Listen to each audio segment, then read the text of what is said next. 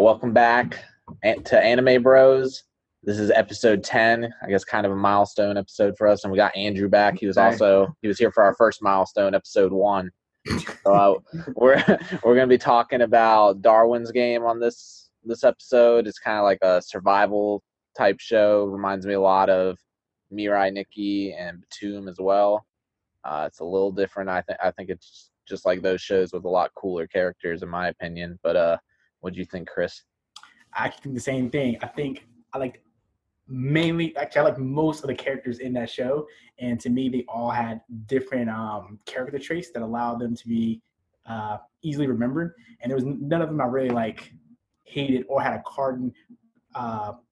cardboard copy of like any other type of personality. What do you think, Andrew? I really enjoyed it. I thought it was different from other survival game type anime. It just feel like, people were saying it was like a cardboard cutout of Mirai Nikki, but I don't see that at all. I feel like it improved on that and pretty much the genre in general. It had like interesting concepts. Like the game world had its own rules too, that were like always fluctuating. And I don't know. I thought the characters were in general they were very likable and enjoyable. And I really enjoyed the action as well. Yeah, I feel like Kaname just like way more badass version of Yuki. He's like Yuki if he had some balls. Yeah, not a scrub. And then Shuka is kind of like reminded me a lot of Yuno, but she actually has her own thoughts and dreams and ambitions. She's not really just crazy, mindless freak of a girl, but she still had like those badass skills just like Yuno had. Yeah, she had like her own personality outside of just like being with the main character, which I really enjoyed. But she was still like just as down for the main character, so I thought that was cool too. Yeah, definitely. She was definitely down for the main character, but at least I really like how he was able to make her a part of his crew. How he just came out the cut and surprised her with the win. Oh yeah. I'm honestly surprised he got so many wins early on because I feel like his Sigil wasn't even really that great relative to some of the other players. I don't know. It's a wild card. Do you know exactly what his Sigil does? Yeah, like summons any weapon, pretty much. Exactly. Like all he has to do is touch a weapon. He can summon anything he wants, basically, to his hand. Yeah, but I feel like some of these other people, they can just like light stuff on fire. The florist dude, his plant stuff, I thought that was very versatile. You like pretty much summon like full body armor as well as use that armor as like a piercing sword. And he like sliced up all those guys at the bottom floor of that hotel. He destroyed all of them. He did. But Kaname could have summoned something to destroy that. Yeah, but I could just be walking around with a few weapons and have like a badass sigil that does something else. Yeah, but I can see that, but it's just at this point in at that point in the show, not only did he not really know what his sigil was, he just didn't have enough experience. Very true. He hadn't seen enough weapons for him to touch. But if he touches 1,000 weapons, and he remembers all 1,000 of those weapons, you could summon a bazooka into his hand. What are you going to do with that? He just hasn't touched a bazooka yet.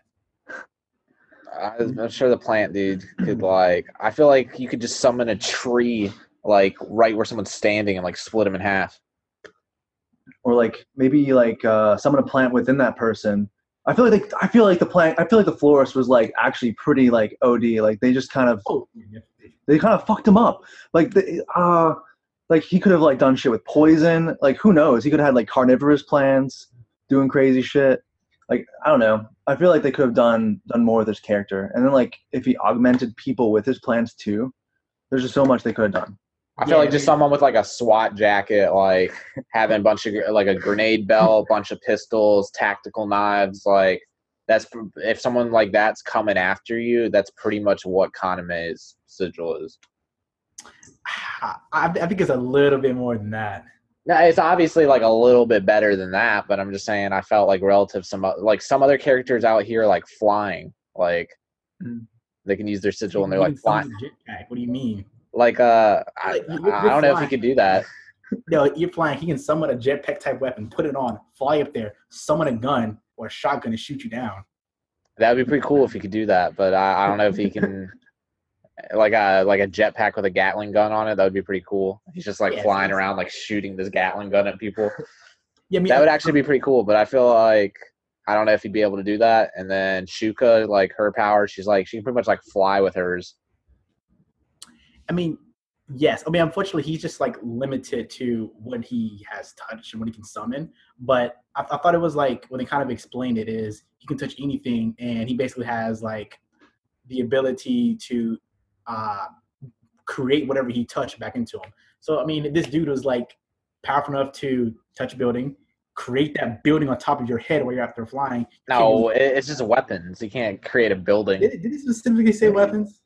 I thought it was like specific to weapons because I thought there was some other stuff he touched during the show and he couldn't replicate it. Like he was like, so far I can just do like the grenade and the pistol, and like he had touched something else and he's like, yeah, I can't do that. It's like limited to.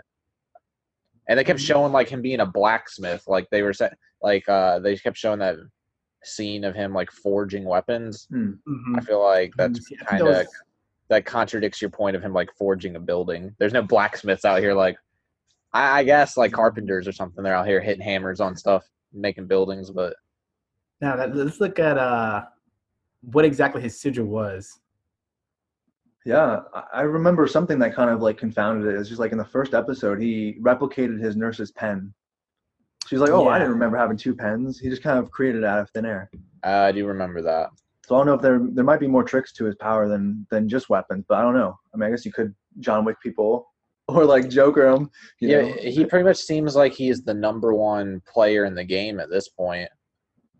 Not really. Like when he met the number one player in the game, they really only got free because of the technicality. She could have easily like murked them.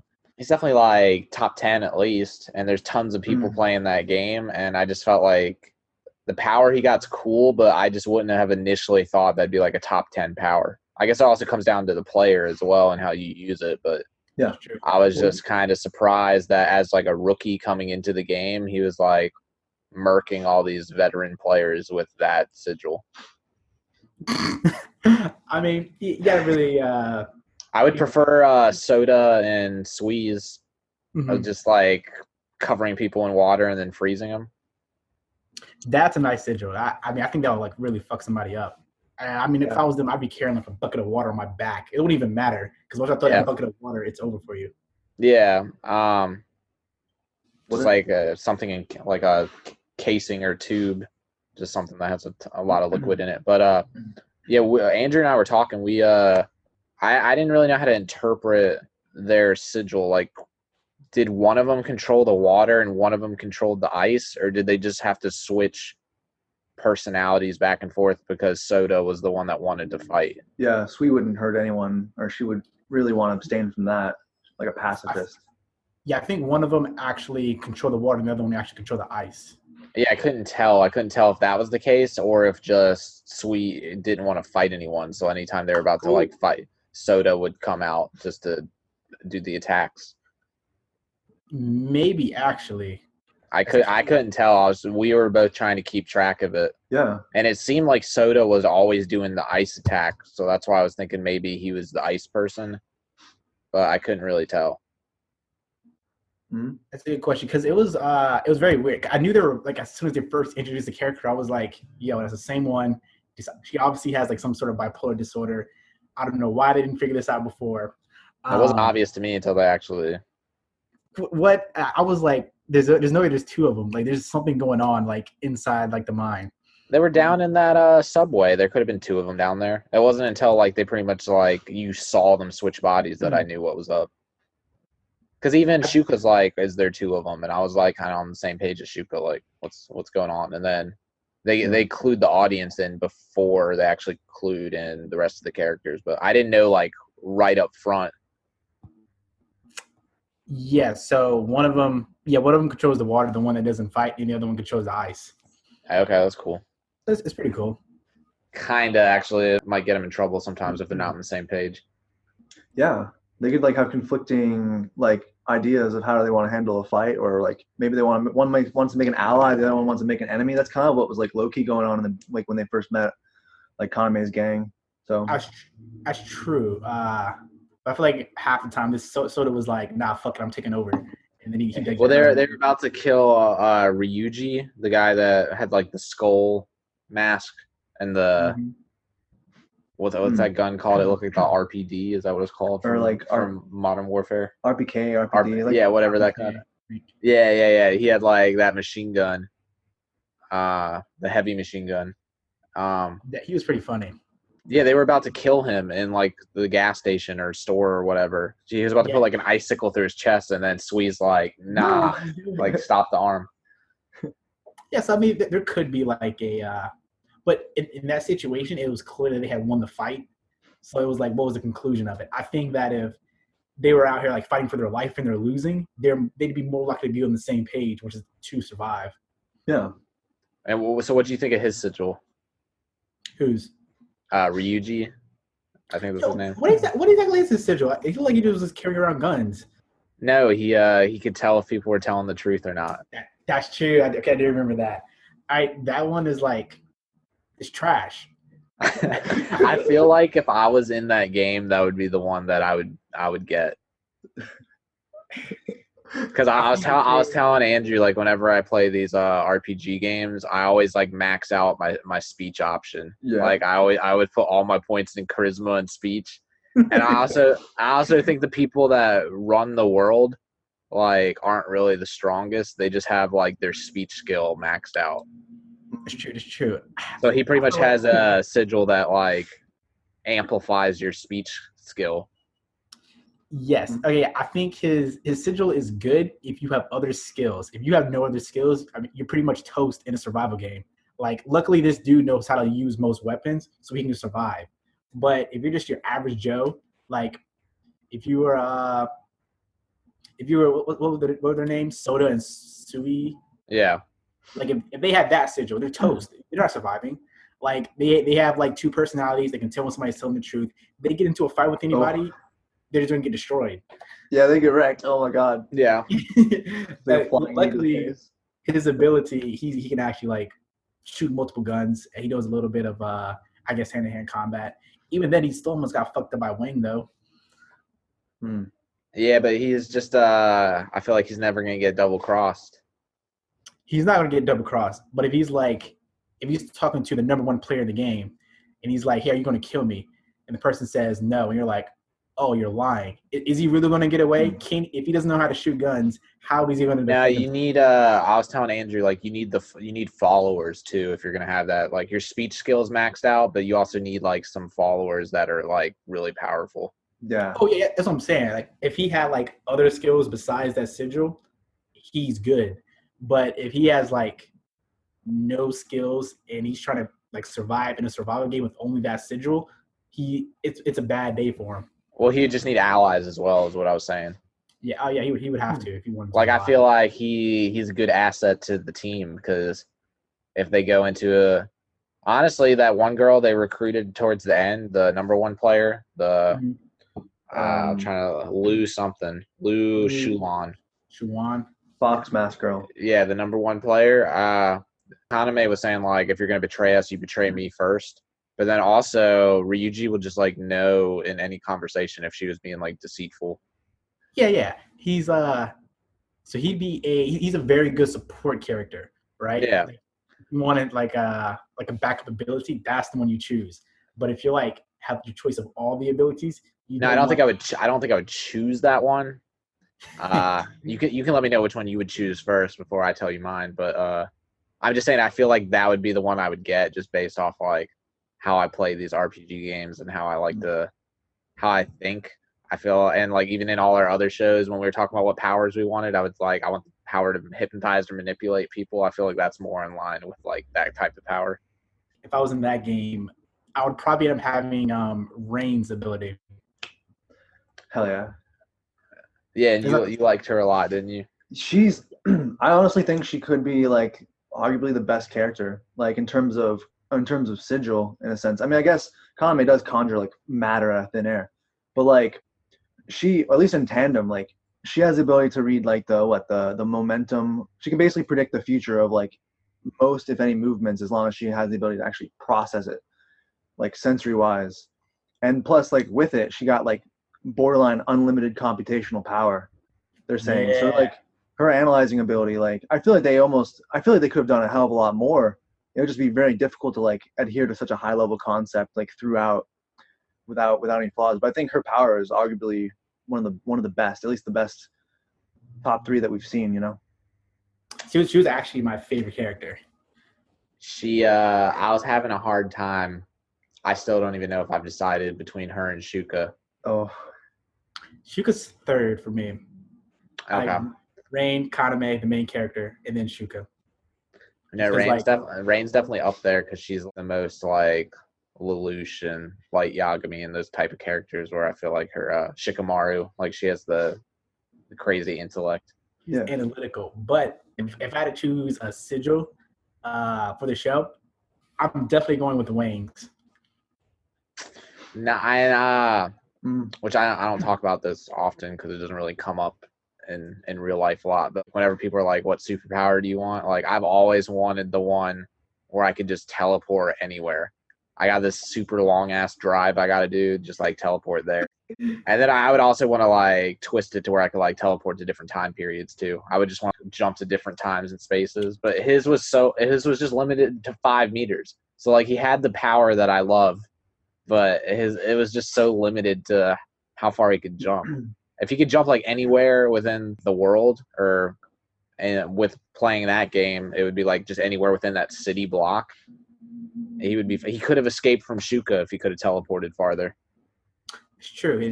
Mm-hmm. But I'm not even worried about the teleporting thing. I want the power with this dude. You can't even see what he's slicing. You're looking at him, and then boom, off goes your head. So it's like Lucy from it's like some Elfin Lied stuff. Yes.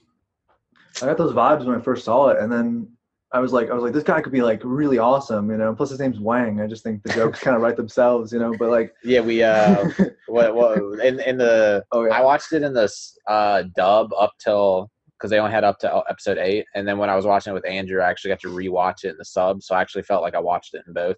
And I actually feel like the sub acting was probably better. So you might be converting me a little bit. The dub wasn't bad though. I would have watched it all in dub if they had all 11 episodes. But in the sub, Ryuji he talked about snuffing Wang at one point, and we just thought that was funny. Just the wording. He's just going about sniffing. He just wants to stuff Wang more than anything else, you know. I'm just thinking like, okay, whatever you want, dude. To them means different. A different perception of what they think that means over there. I think it said snuff out, like they were trying to like lure him out, but it was still just funny when it was funny. I remember that dialogue. Yeah. Yeah. But I want to go back to. I mean, I already told you like I think his power would be a lot better if he could teleport farther. You like that he can just like slice stuff. I think teleport. I don't need that. I mean, it's nice to have. He was able to save himself. You could teleport behind anyone and then slice them up. Whereas now he can only teleport behind anyone that's within 5 meters. You could be like you could be across the world. I could teleport behind you and then use that slicing vector thing to. But like, who you attacking across the world? If we're in the game and we're battling and you don't know what my power is, it doesn't matter. All I have to do is get within 5 meters of you. You don't know I can teleport. Well, he could have when they were having that event, he could have teleported inside the hotel behind Kaname and then just teleported away. He could have. Yeah, I'm just saying, like, I feel like give his power like a times 10 on its like distance. It'd be a lot.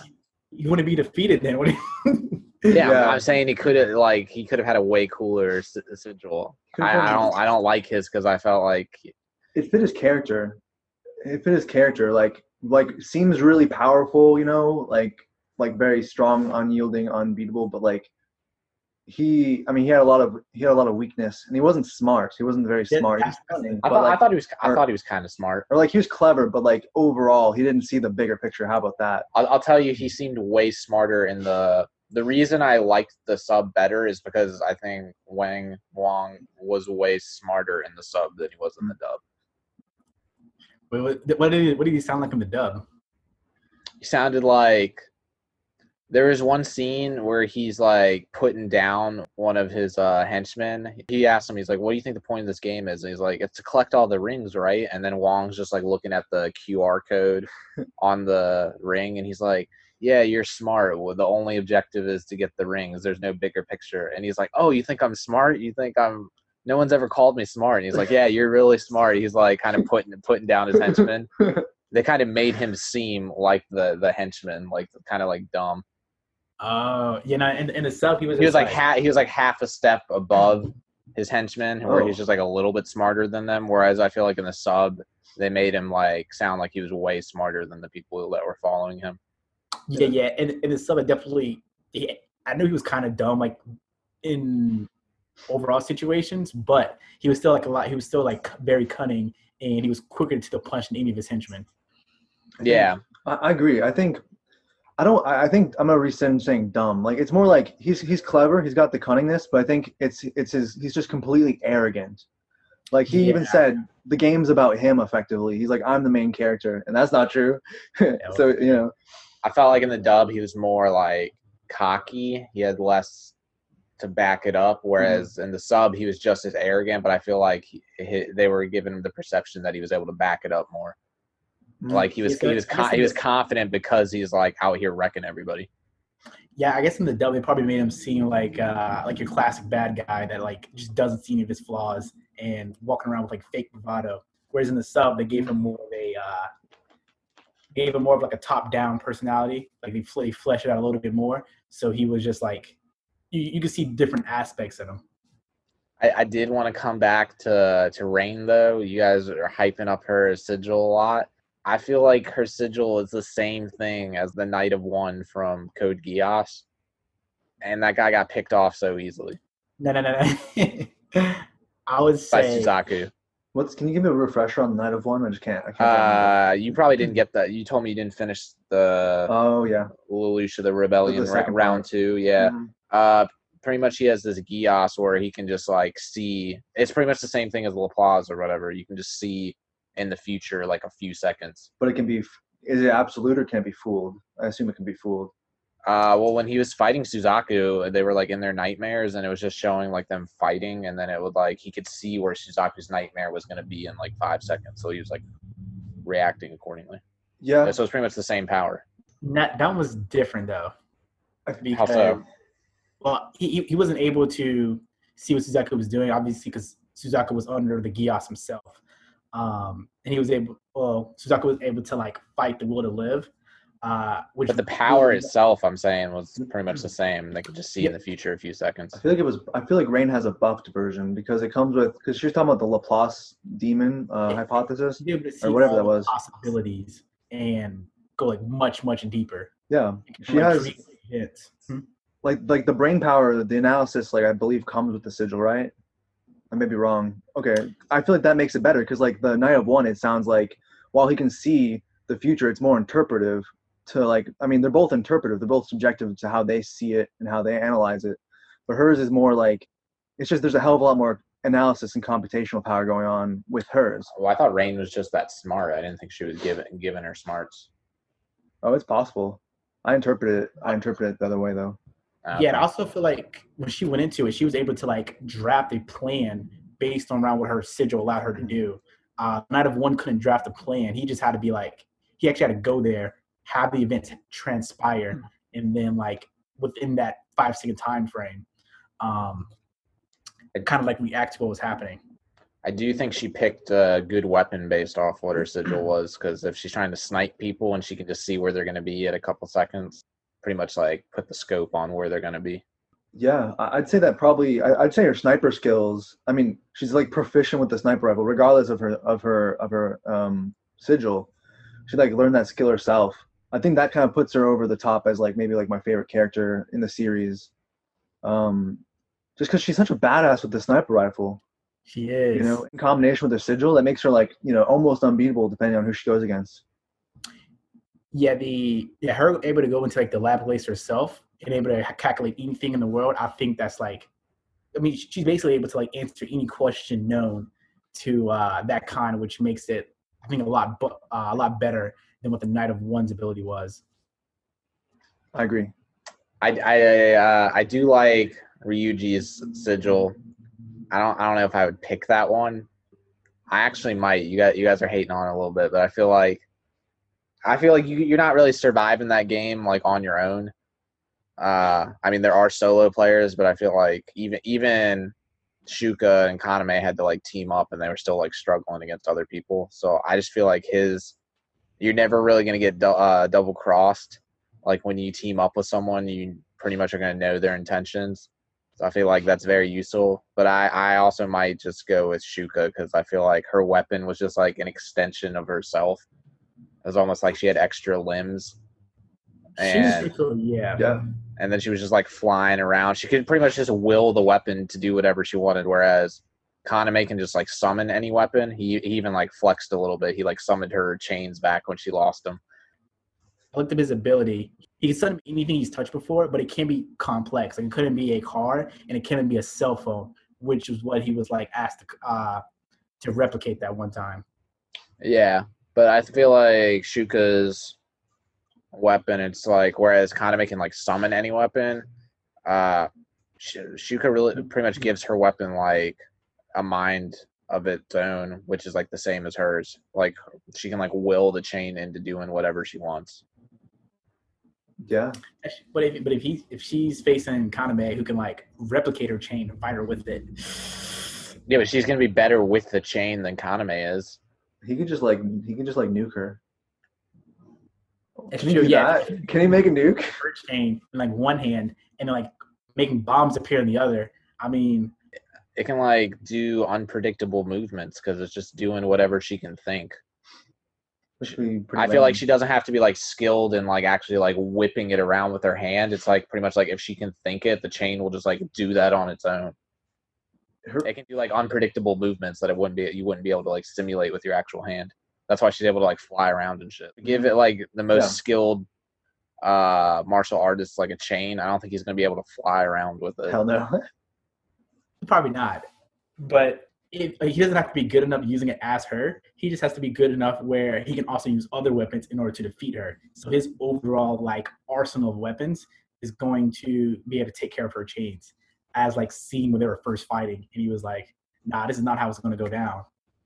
I see what you're saying, but just as far as the ones I would either want Shuka's or Ryuji, I think. I would either want the one I chose, Wang's, or maybe Rein's. Like I think I like Reigns personally. Shuka's though, I mean, how is it described? Because like I remember part of the subtitles, how they translate it was like she can control things with like thread-like structures, and she can vibrate them, make them do what she wants. Because think about it, like we're made of like effectively tons of threads, those types of structures. She could just explode you, right? Like she could just vibrate your whole body and explode you. I would think. It just depends on how they describe her ability. I think that could be, and then like Sui, for instance, we have water in our body. I don't know the limits of that, but if these people can like transcend their abilities to like a next level, like she could like make you do whatever you want, kind of like almost like the florist, but with like less restrictions. So it says that she can control wire-like objects ranging from chains to wires, and that's basically it. So I don't think she can control you, but like actual chains and wires. I guess she can control how I guess they want to attack people. Which and that's how she was able to fly with the chains. Sui and Soda might be able to do what Andrew's saying though, or at least like maybe just like freeze you internally, like make all the liquid in your body like freeze and then explode.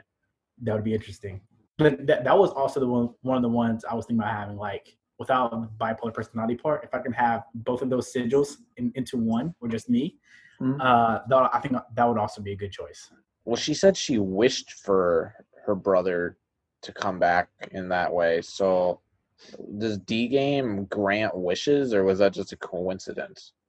Because none of the other characters, like Kaname, didn't even know what was going on, so he wasn't like, I wish for this sigil. I bet most people didn't even know you could do that, so they probably didn't. But I think Sui said that, I don't know if people were talking about the game, like her classmates or something. She said like, oh yeah, people said if you make a wish, it comes true. Yeah, I couldn't tell if that was like her interpretation of the game, or maybe the game was making people's wishes come true. With Kaname, since he didn't really make a wish, maybe that's how he was able to get that ability. Because like they just said, his ability was like one of the rarest ones in the game. So heading into the game, him not really having that wish, and then he happens to have this sigil that allows you to replicate and create things out of thin air. Uh, Maybe his was like basically a wish was created for him since he didn't have one going in. Maybe. So I can see it. What do you think about these people that they show are like watching them play the game? Do you think they're like players themselves? Do you think they're just like betting on the game? Because I don't know if normal people even know about the game. Maybe the rich elites do, but I just remember when they started that event, there was some sort of like alarm or signal that went off, and all the normal people were like, "Yeah, I gotta go home right now." And Yeah. Andrew was joking. He was like, I left the stove on. I gotta go. I gotta go. I think it was the like the rich elites. I don't think they were like actually in the game, but they were like betting on like who would win and stuff like that. Because the Liu Xuelan, or the number one player, was there at one point, so I wasn't sure if the other people that were there were D game players as well. That'd be interesting. I did not. I don't remember that scene, so I have to go back and look at that. She like bet on them and Kaname to win the event, and then they're like, "Did anyone win?" And then she comes out the cut, as you would say, and then like holds up her card, and she's like, "Yeah, I won." Yeah, it is very interesting because it's hard to see like all the connections are like intertwined. Like people you wouldn't think that know each other. People know who like the creator of the game is. Like everything's kind of behind the scenes, but then there's still like I guess people within the game that actually know what's going on or something. Yeah, it sounds like it's been around for a while. Yeah, that was my next question. Like, how long has like that game being played? Because it's been played long enough where obviously like everyone knows who the number one player is. She's like built a sort of like reputation, and even when she was attacking them, like hitting them with that death blow, like giving them like the sense of death, they were like, yeah, that's not even her sigil. That is her natural power. So it was like, it looks like she was in that game for a while. I just don't know how long it's been for that. Well, they said I looked it up. They said Shuka was like 49-0. She was like the undefeated queen before Kaname beat her. Yeah, so she obviously played 50 matches. So yeah, say she's playing a match a day, that'd be 50 days. I don't think maybe she's playing multiple matches a day, so maybe it's even shorter than that. But I think it depends. From what I remember at least, you're mandatory to have one match a week. That's what I believe. That's what it said. You just kind of get scheduled once a week, but you can stave it off if you spend like some points. Yeah. For like that weekly reprieve, I guess. But you can also, if you find the person, you can challenge them anyway. So she could technically challenge everyone in a day if she finds them and beats them. But I think she's kind of just taking her time, enjoying her climb to the top. That's kind of where a parallel with is. She kind of seems to enjoy, at least early on, the conquest, fighting strong opponents and coming out on top. Yeah, I mean, even with that being said, it was like even when she told you like her ultimate plan was, we knew Wang was kind of like one of the other stronger characters in the game, and they had never played each other. So it was sort of this thing where like I guess a hierarchy of the players, but even these elite players weren't challenging other elite players, even though they both had like a pretty big reputation around the same area.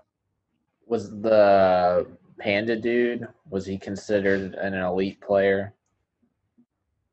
I think they said he was gaining reputation. I think they said he was like 3-0 or something like that.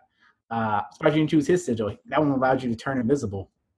Yeah, I've never desired that. I told you I like the teleporting, but Wong's version of teleporting was just too anybody. For me. You're basically teleported. You can walk behind anybody when you're invisible. They don't even know you're there. Yeah, but the main reason I want teleportation is like whenever I'm on like a long car ride, I'm like, I wish I was just there already. Whereas Wong's wouldn't help me with that.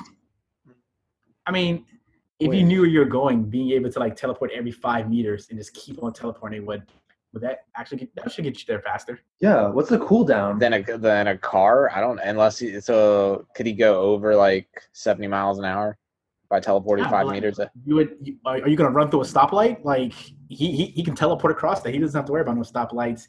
And he doesn't have to be on the road. He can literally. But he cut even across. said he was getting like tired after using it within a battle. So if I'm going like hundreds of miles, there's no way. Yeah, he would die. Oh, so you're not gonna stop for gas? You're just gonna like keep on driving? Well, No, I don't, dude. What I want to do is teleport there immediately. I still feel like it would take him like a few hours. actually, yeah. I'm talking about being there within seconds. It's fair enough. Fair enough. But Yeah, so and then turning invisible, I don't like that. That's kind of trash. I mean, It probably gives you a false sense of security, honestly. Oh yeah, he did get hit by a car, so. Yeah. But like, that was him like not paying attention to his surroundings. I feel like that's what would happen if you can turn invisible. You're like, you would just get too confident. That's true. I can definitely see that. Your confidence building, especially after you win a couple. You wouldn't be as matches. cautious about stuff.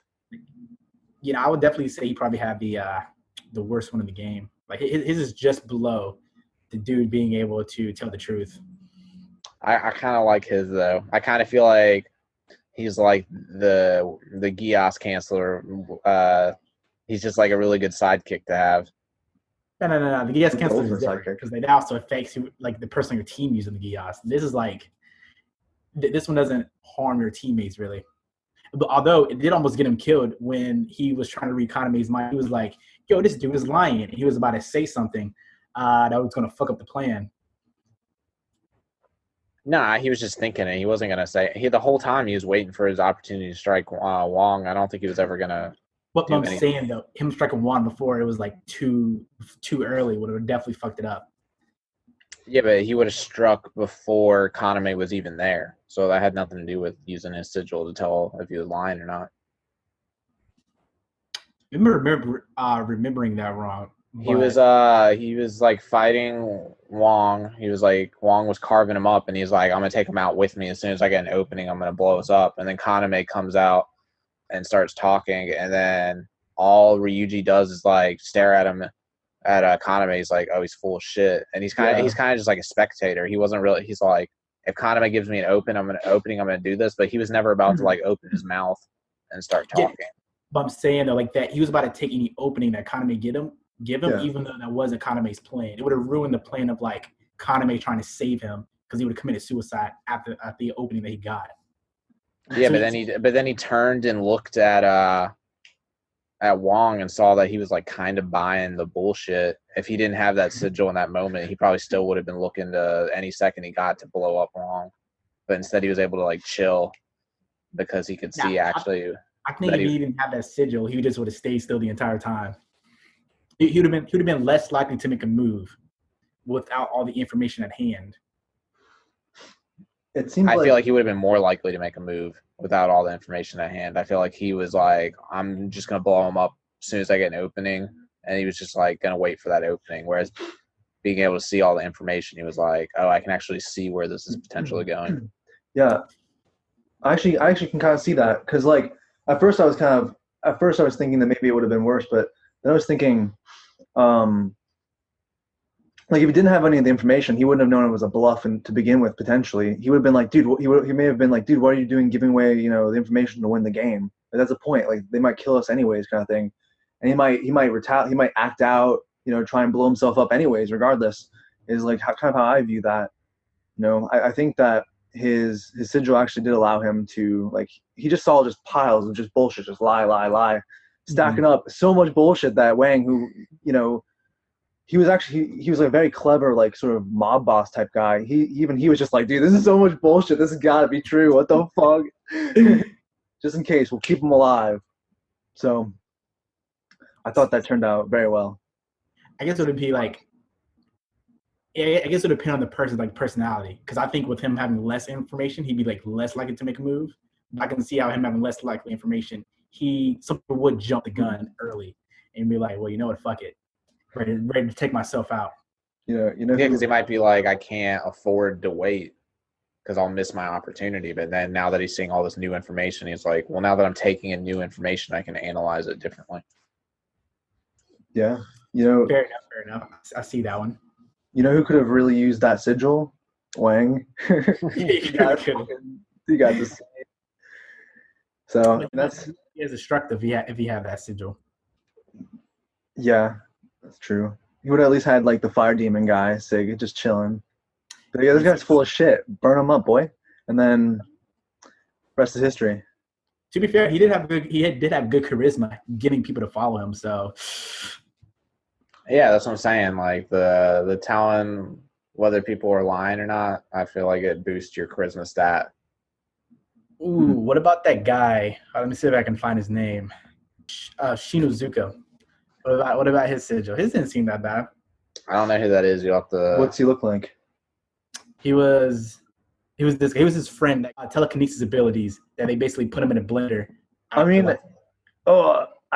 it was a good ability. It's just like it wasn't enough. You see, unfortunately for him, like he got that ability, and then like 2 minutes later, he had to face like the strongest enemy in the game at that point in time. Oh, his friend. Yeah. Yeah. I mean, he got cool power, but like, you know, if only. What's in the box? What's in the box? What's in the box? I felt so bad. I was like, dude, I thought that I felt so sad. He was like Magneto from X-Men.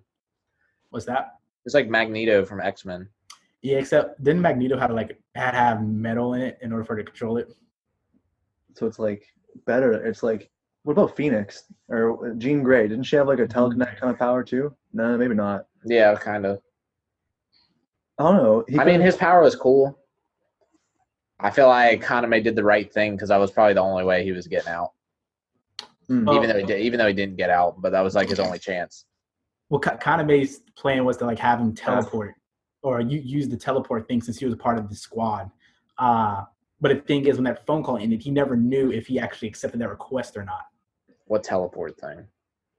He said it. He said like the plan was for on the phone. He tells him to hit the Darwin's game, and within the Darwin's game, you can teleport your teammates to a safe space. So he was going to teleport him inside the van after he accepted the request because he's part of the game now. Oh, I didn't know you could teleport your teammates places. Yeah. So he was going to he said that was the only way, just to like actually teleport him into the safe van, and he'd be good. But because the phone hung up, dumbass and hung up the phone. Yeah, if only he had fingers. He had no hands. So especially, how did you hang up the phone? Yeah, how did he do that? He just tongue it? How do you accidentally hang up the phone with no hands? He was holding it, and he was holding it with stubs. He accidentally hit the end button. Oh, man. Yeah, very unfortunate. Oh, man. The poor guy. I wonder if that, because obviously the game, I guess, kind of like gives you like a variation of your wish. I wonder if that's the reason why he got telekinetic abilities, because he didn't have any hands. But him having telekinesis would be like a fall. Oh, man. No, I can see that. They give you a sigil like based off your circumstance. Yeah. So I wish we could hold stuff. He definitely would have been a good addition to the team with his telekinetic abilities. He was able to take out the henchmen, but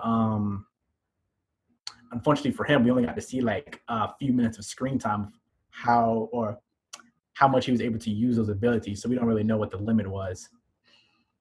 Yeah, I wouldn't have wanted his. Yeah. I wouldn't want to end up like FedEx Express. It was definitely like a top 10 ability in the game.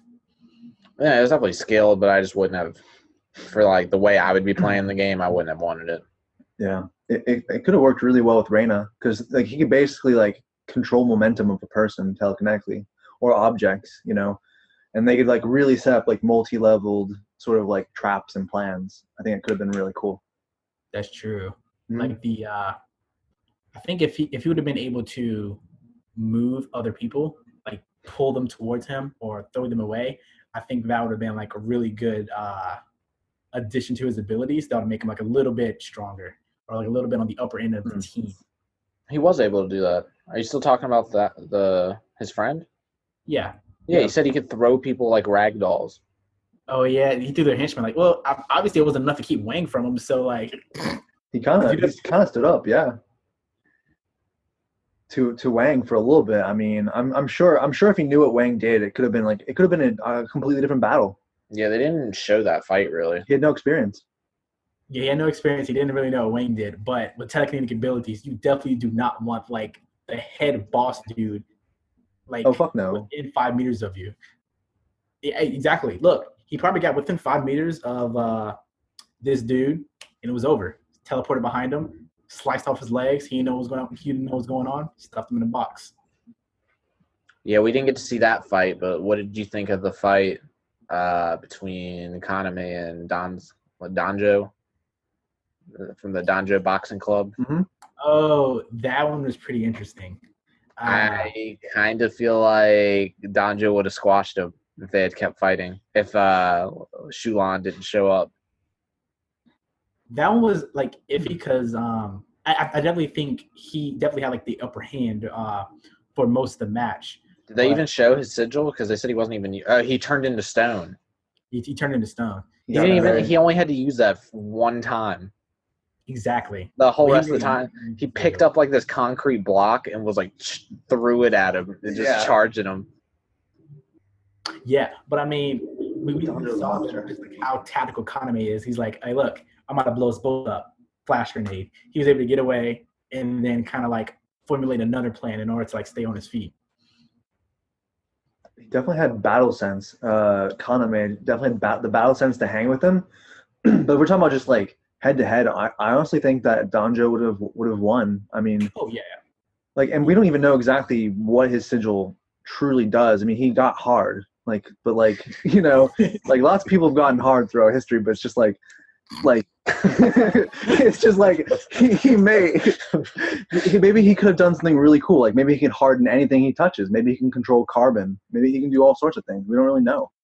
Yeah, that's true. Because the way the spectators, I forgot what the girl was, but she was like, Kaname didn't even make him use a sigil yet. She made it seem like his sigil can do so much more than like him turning himself to stone. Because otherwise, it's only like a durability thing. You're hitting him, he doesn't take any damage. And I think that it definitely has to have something other than that. Otherwise, why wouldn't he just turn to stone at the beginning of the match and fight like that the entire time? Because he felt like he didn't need to. He had to see how strong Kaname was. He was like, I'm not going to go all out if he's weak.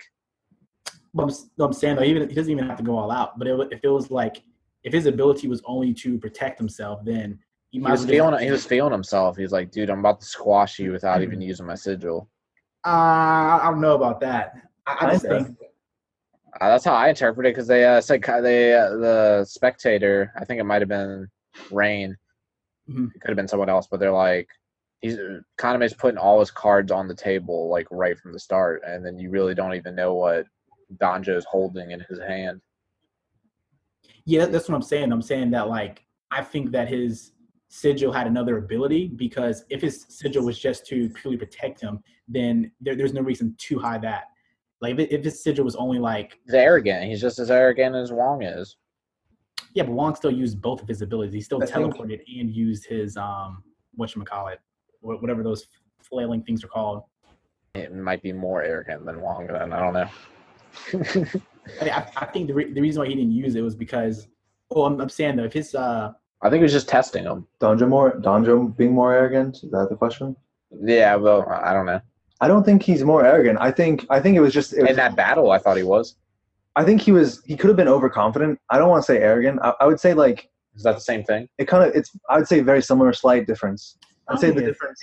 I'd say arrogance more toxic, I guess. Overconfidence being maybe you do underestimate your enemy a little bit. But I think what it was is just it was showing like the difference between someone who's been experienced with the game and is one of the top players, formulating a plan and strategy. You know, like that's why they sort of talked about him putting all his cards on the table. It didn't matter how powerful his sigil was. If you lay it all on the table, someone can easily formulate a strategy to like figure out how to counter you, how to escape, etc., or inevitably win the game, and then you just get teleported to death. You know, you just scratch them and then run off for like, I don't know, an hour. I think arrogance is more of like that'd be more like a base characteristic, like something like you're overall arrogant in everything, whereas overconfident can be just like in a specific situation. So if he was arrogant, he'd be like, oh, I'm the best player in the game. Whereas overconfidence would be like, I definitely think I can beat Kaname without breaking a sweat. Yeah, I think that's why he didn't use his sigil from the start. It's just because he didn't think he needed to. Yeah, it's. I think actually, because when he did use it, he seemed a bit surprised, right? And that's when he sort of accepted Kaname. He's like, man, this guy's actually really cool. Like this guy is pretty hardcore. I think he could really become a great ally or worthy of being an ally, strong enough. Because he forced him to use his sigil when pretty much everyone else he fought against, he didn't even really need to use his sigil, and he's just so used to that. For instance. See, I just think I can see that. To me, I think he didn't use his sigil because it can do more than what we were led to believe. Yeah, and he just didn't want to reveal his whole hand. Yeah. Because he didn't want to reveal all his cards. He's used to the game. I feel like if he so I'm saying that like has more abilities, I feel like if his sigil only like protected him, then you don't really have a hand. If the only thing he can do is turn a stone and that stone protects him, that's not really like a hidden move. You don't really. That's like it's hidden if you don't reveal it. Like a trump card. Like it wouldn't be something that would turn the tide of a fight if you're like near death. Like if he's like. If they don't know and they're like messing around with you, you think you're defeated, and then you bust that out and then catch them off guard. Him turning to stone? I mean, just having more information than your opponent is always an advantage. Whether the information is an ultimate move or not. It was a move of some sort. It might not have been like an ultimate move, but it was definitely a move that could help you in a situation. Whereas if your opponent doesn't know that, they can't factor that in. I think it would be the equivalent of like what was the dude's name that can tell when people are telling the truth or not? Ryuji. I think it'd be equivalent of like when Ryuji was getting beat. He's down there with Wang. He turns to Wang and he's like, "Hey Ryuji, did you know that I can read people's minds, and I can like tell if they're telling the truth?" I think that like that at that point that sigil isn't good enough for that to change the tide of the battle. Wang will take that information and be like, "Thanks for the information. You're still going to die." But if Ryuji was like, "Hey, look, I can tell when somebody's telling the truth and I can manipulate their thoughts," that's something that can like, when you have that information, that'll be like, okay, that's something to pay attention to. That's something that like can turn the tide right there. So I think if like relating that to his sigil, if his sigil was like, yeah, I can turn to stone and protect myself, that's not really like something to turn the tide of the match. But if his sigil is, I can turn to stone, I now have super strength. I can like what Andrew was saying, I can now like mess with materials, turn them into carbon or something like that. That's something that'll change the battle because it's his sigil plus additional abilities. I just had a thought. I feel like Ryuji's sigil is also kind of cool because you could also just act like you're not playing the game. Like people would essentially think you don't. People would think you don't have a power. True. Well, I thought there was a so you could almost be like Shirley in Code Geass, where you're just running around behind the scenes. You know everything that's going on, but people think you're like just insignificant. True. I thought there was something in the game that allowed you to realize that this person actually is a person playing the game. Well, yeah, you're probably right. So the phone probably told you. So never mind. I mean, if you see him on the app, you're done for. Like, what was the fast guy's name? The blonde hair. Like Inukai or something. Inukai. I think so. Like for instance, he didn't really he got information first from Rein about Kaname, but like what confirmed everything. I mean, he saw him on the phone on the app, and he just was like, okay. Yeah, he's like, oh, this is the guy I'm looking for. He's like noob. It's so funny because I retract my statement. Let's say his picture is him showing the phone to Kaname, challenging him to a duel. Oh man.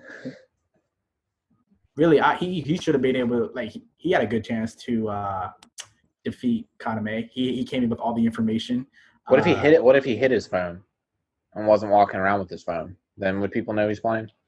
Wait, I thought that if that would not be a smart idea though, because if they find your phone and destroy it, don't you like die? Yeah, I think you do die. Because maybe you could like put it in a safe somewhere. I think the best place for it is like on you. So if you get the only way somebody's gonna get it is if they beat you up. Whereas if they steal that safe, But with that power, like you could easily get beaten up, like we were saying. Well, which one? Yeah. Yeah. So you might want to hide it. Well, I mean that's why this dude was like decked out like a military man. He wasn't trying to go down like that. You could also just get all the intel. You could go up to like Rein and like ask her for something, and then she could like lie to you, and you'd be like, "I know you're full of shit. Like, tell me what's really up." But she was the analyst though. She already knew what his ability was. She would know not to lie to him. Yeah, I did think it was cool just how she had pretty much all the information in the underground, like dark web type stuff. Yeah, I really liked her role in the game. Yeah, and she was like the youngest person too. She was. It was pretty interesting though. I think that when they first met the what was it, the florist guy? I feel like that was like a good. They were both trapped in there, and then she was like the perfect character to help him get out of that. Yeah, I think Kaname's biggest issue was he wasn't thinking about it in terms of a game, and he was like giving up his information to everyone. It's like changing the game by giving everyone the information. Like if you turn into a game where now you have your enemy has perfect information, all it takes is a superior amount of experience to sort of out strategize the person, like in chess. I was saying. So it was literally. I agree with you. It was perfect that he ended up being with Rein in that building because he would have been shit out of luck if he had to go against the florist. I bet you would have took that elevator. Done deal. Yeah. It reminded me of in ReZero when Subaru's talking to Anastasia, the purple-haired princess. And she's just like, "Oh, thank you. You actually just revealed a lot of information to me just by having this conversation."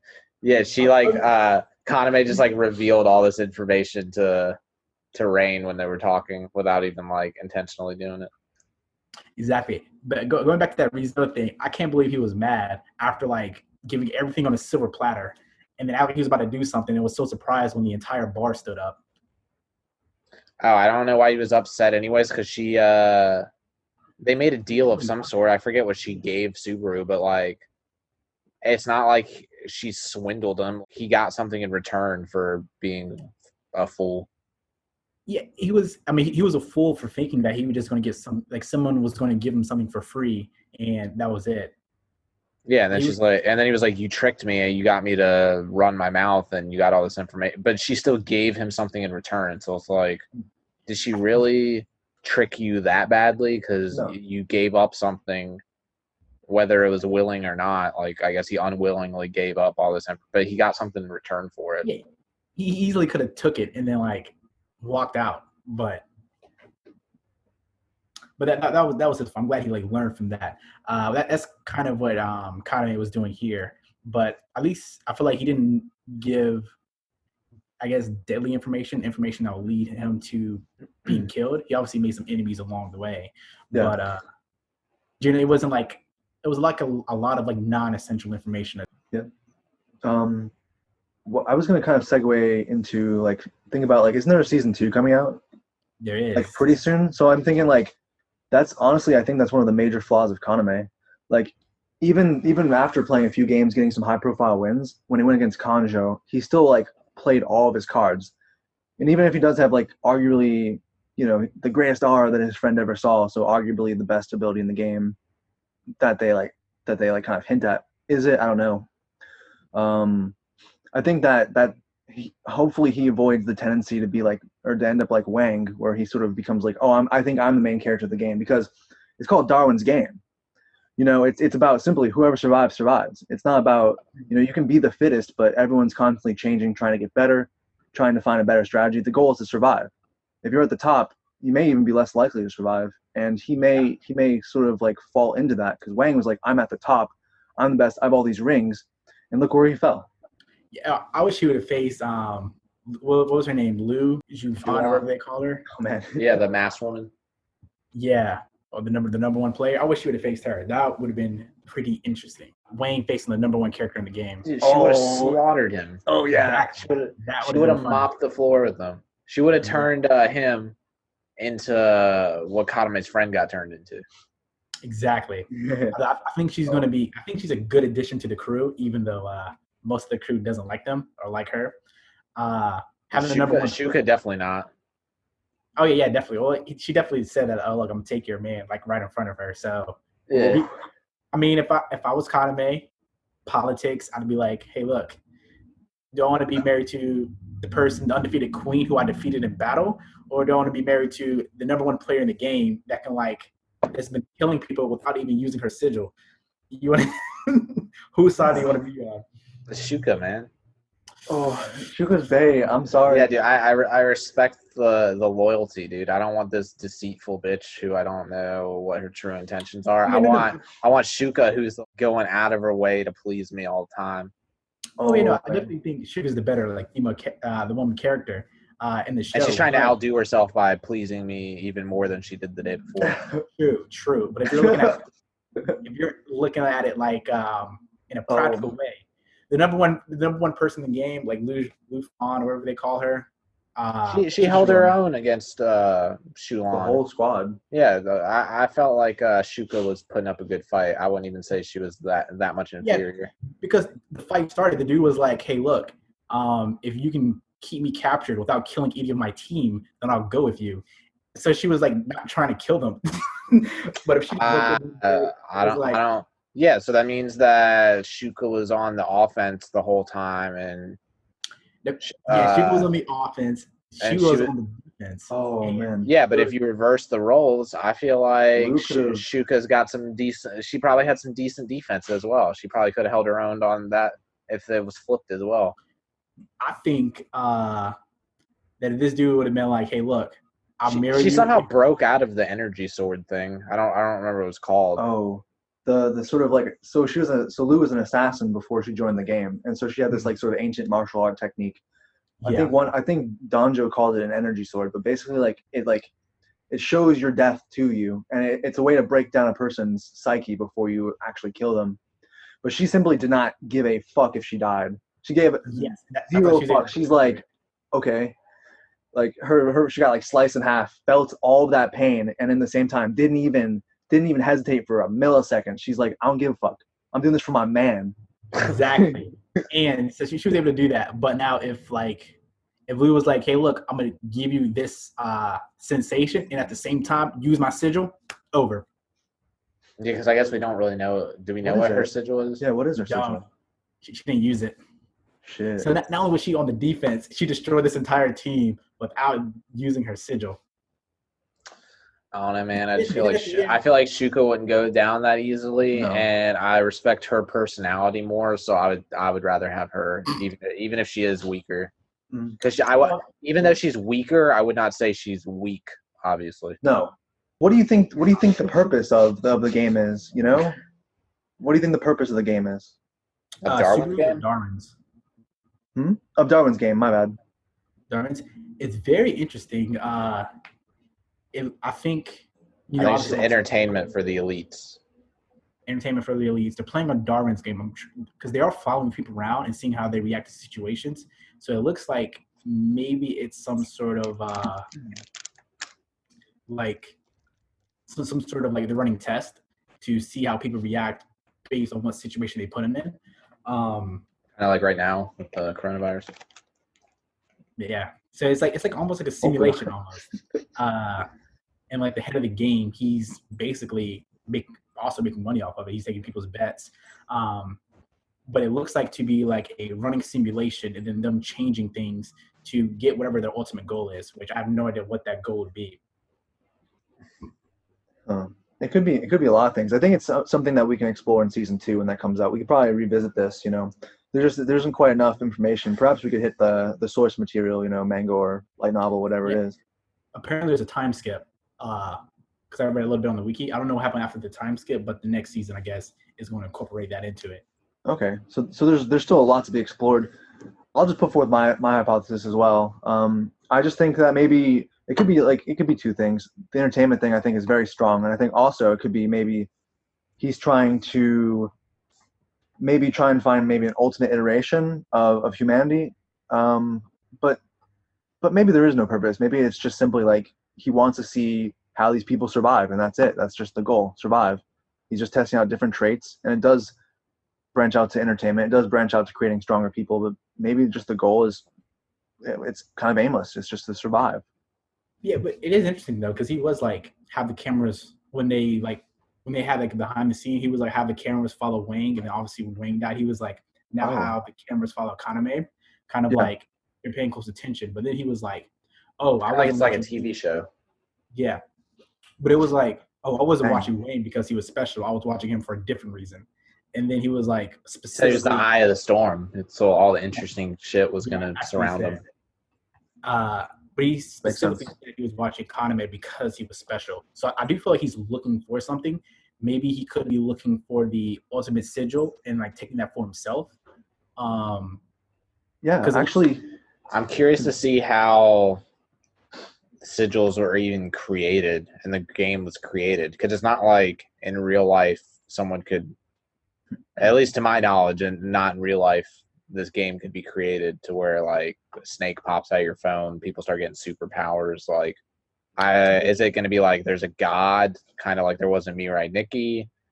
I think I'm more curious how they're going to explain how people have superpowers. Because it's fine now. It's fine now. They're just kind of like presenting to you what the show is. But I feel like at some point they're going to have to explain that. You can't just like have this be assumed that it's a thing. Well, I mean, I do think it's like pretty like realistic it being like an app on your phone, because we are getting closer to augmented reality. We're already like also. But we don't get superpowers. Like, they're going to have to explain that part. Yeah, did you hear about Elon Musk's new technology, like the Neuralink? No. can you elaborate? Yeah, he's basically he's gonna like he's It's developing like virtual reality. No, it's like a chip that you get inserted in your skull, and it's going to enhance productivity. It's going to like Yeah, fuck that. Huh? I said, fuck that. Well, Maybe what, I have to get it, but if you have any spinal injuries, it'll heal that. So if you don't know how to walk, it'll make it so you can walk again. And if you have cancer, like tumors in your brain, it also solves that. And Yeah, it's then they'll basically- like do like in Star Wars, they'll like execute Order 66, and then everyone with the chip in their head just starts like killing people. possibly, but he's basically making it so like he's trying Unless to I solve- created the chip, I'm not putting it in my head. I wouldn't mind them putting a chip in my head. Like, fuck it, you know, why not? Dude, I'm not gonna know what that like. I right now I'm not like smart enough to like know exactly what that chip's doing, so I would be like putting all my faith into someone else. I mean, you kind of do that when you eat at a restaurant. Like, you don't know if the chef puts poison in your food. Yeah. You're just hoping that this. But what benefit would a chef have of putting poison in my food? I feel like someone could definitely benefit by putting a chip in millions of people's head and then manipulating them. So basically what you're saying is like a chef can be like masochist or just be like evil for no reason. It could be, but I'm just saying, I feel like with putting chips in people's head, there could be a reason behind it, which would make it even more scary. Oh yeah, there definitely could be a reason behind it. But there's also like you basically you're more afraid of someone having a reason behind it versus someone who could like do something without no reason. And I think a lot of people do things without any reason. So the chef was like, you know what? I feel like fucking somebody's day up. Put laxatives in your food. He has no benefit, but he does it just because he could. Yeah, I just feel like with putting a chip in your head, like they could start brainwashing people. They could. But well, the main thing is, and I feel like that wouldn't surprise me. Like, I'm telling you, I would not put a chip in my head because I think that's a plausible outcome. If I got poisoned from eating someone's food at a restaurant, I don't really think that's like a likely outcome. I would almost say I think it's likely that something sinister is going to happen if people start putting chips in their head without like thinking. I feel like sometimes people don't like think like, how is this, if I do this, how would it benefit someone else? And then I think people don't think like, is that person a moral person? So if I think like that, I put this chip in my head, like some evil person could definitely be using that to kind of steer the world in a new direction, especially if it becomes like normal and maybe even like required. Like, oh, I can't hire you because you don't have this chip in your head because that produces productivity. So then everyone starts getting this chip in their head, and then bam, like someone flips the switch. Everyone with this chip in their head is under my control. That's true. But with that being said, all right, Or you wouldn't have a say job. all these people get chips in their head. Yeah, and maybe I then wouldn't have a job.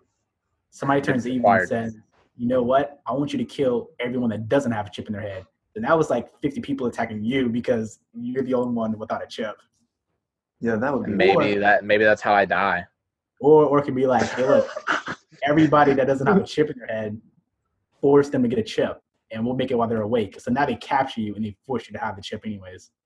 I would be like Kaname then. I'd be like fighting against the game master.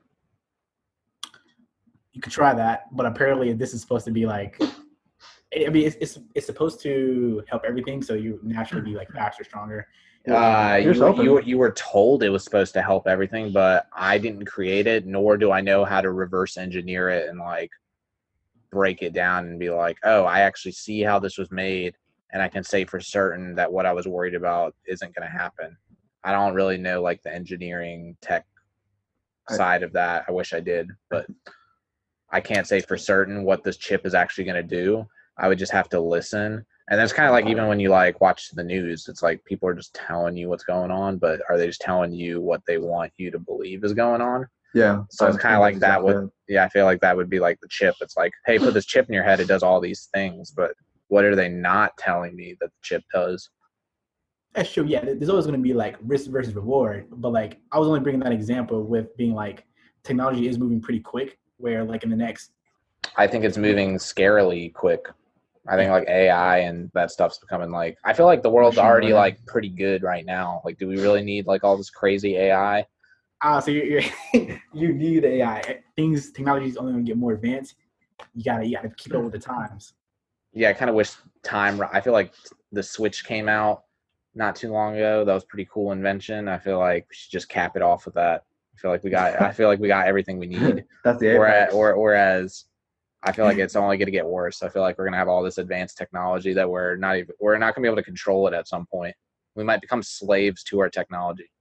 That's what Elon Musk said, which is why he's like developing the Neuralink in order to like really combat that. Twist it into benefiting him, so he becomes the puppet master instead of the slave. Do you think he's himself?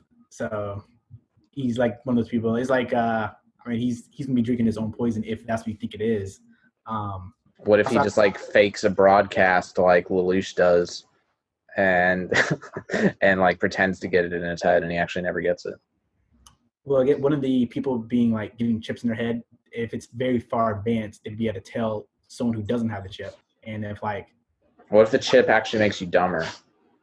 That'd be funny. You just also do. But then he makes a few chips that actually do make you smarter, but only gives it to his circle of colleagues, and then all the other chips that are available to like the mass public actually make you dumber. But then they like have interviews with the people that the chip made them smarter, so they make you think it is a good product to get. I mean, that's a good like. I guess that's a possibility, but then I would twist that and say you're thinking of all the negative things. So like, the person's mind would be like, okay, yeah, all the bad things that can happen. Well, I think you have to think about the negative things, so that if I'm wrong, it's a relief. Whereas if people only think about the positives and they're wrong, dude, then there's grave consequences to them being wrong versus me being wrong is actually a benefit. So I would relate that to the chef. Like, why can't the chef naturally have a negative mindset and be like, you know what, I want to fuck somebody's day up with some laxatives because I have nothing else better to do. So it's better to always think on the wrong side instead of like, yeah. Because I think that's not as likely a scenario, whereas I think implanting chips in someone's head, I feel like it's not unlikely that someone could be using that to benefit themselves rather than benefit humanity.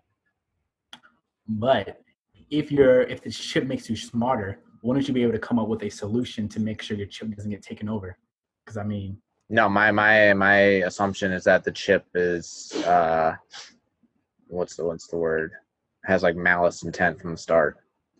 Yeah. Rather than getting the chip and then thinking, how do I prevent this from being something evil? Well, wouldn't you like? You could be like one of the if first. If Andrew made a chip, I would put it in my head, but I don't know Elon Musk, so I don't know what his motives are. I trust Andrew. Thank you, Matt. Appreciate that a lot. I mean, if you made a chip, I put it in my head. I think that'd be pretty fun. I wouldn't because I don't know what I'm doing. I think it'd be fun. Hey, you know. What if Andrew made a chip and then Elon Musk was like, "Hey, look, I'm taking that chip for you, Andrew. Here's $500 million." Okay. Take the money, but then just don't put the chip that he makes in your head.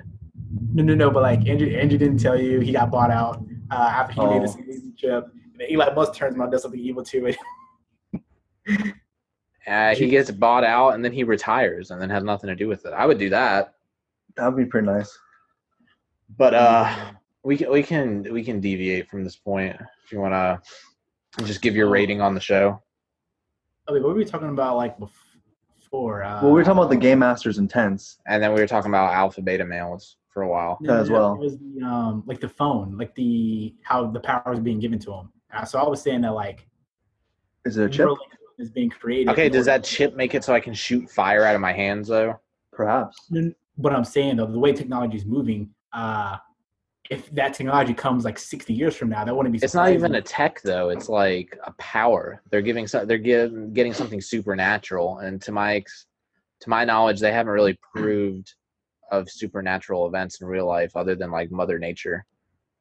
Yeah, but like if you like have the iPhone and you went back to like 1600s and you showed it to people, they think you're a witch. They think you like. Oh, I think that all the time. I still don't really know how that stuff works. Like I was talking to Andrew on the phone the other day. I was like, how does my phone allow this piece of like metal allow me to like talk to you from like miles away? Yeah, they would be like, we're gonna burn him at the stake.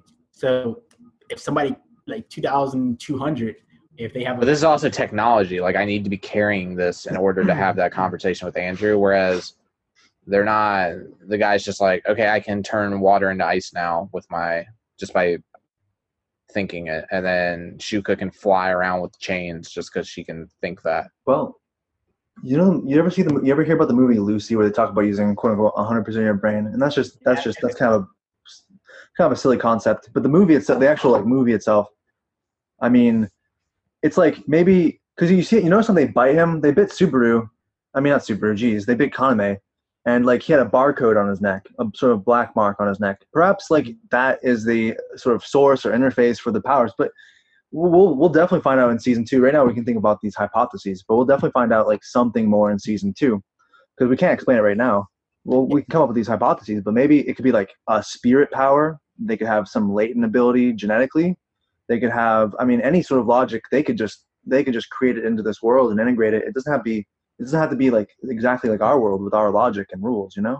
Yeah, I'm just curious to see what it is. I think they have to explain it. I think they can't just have that be unexplained.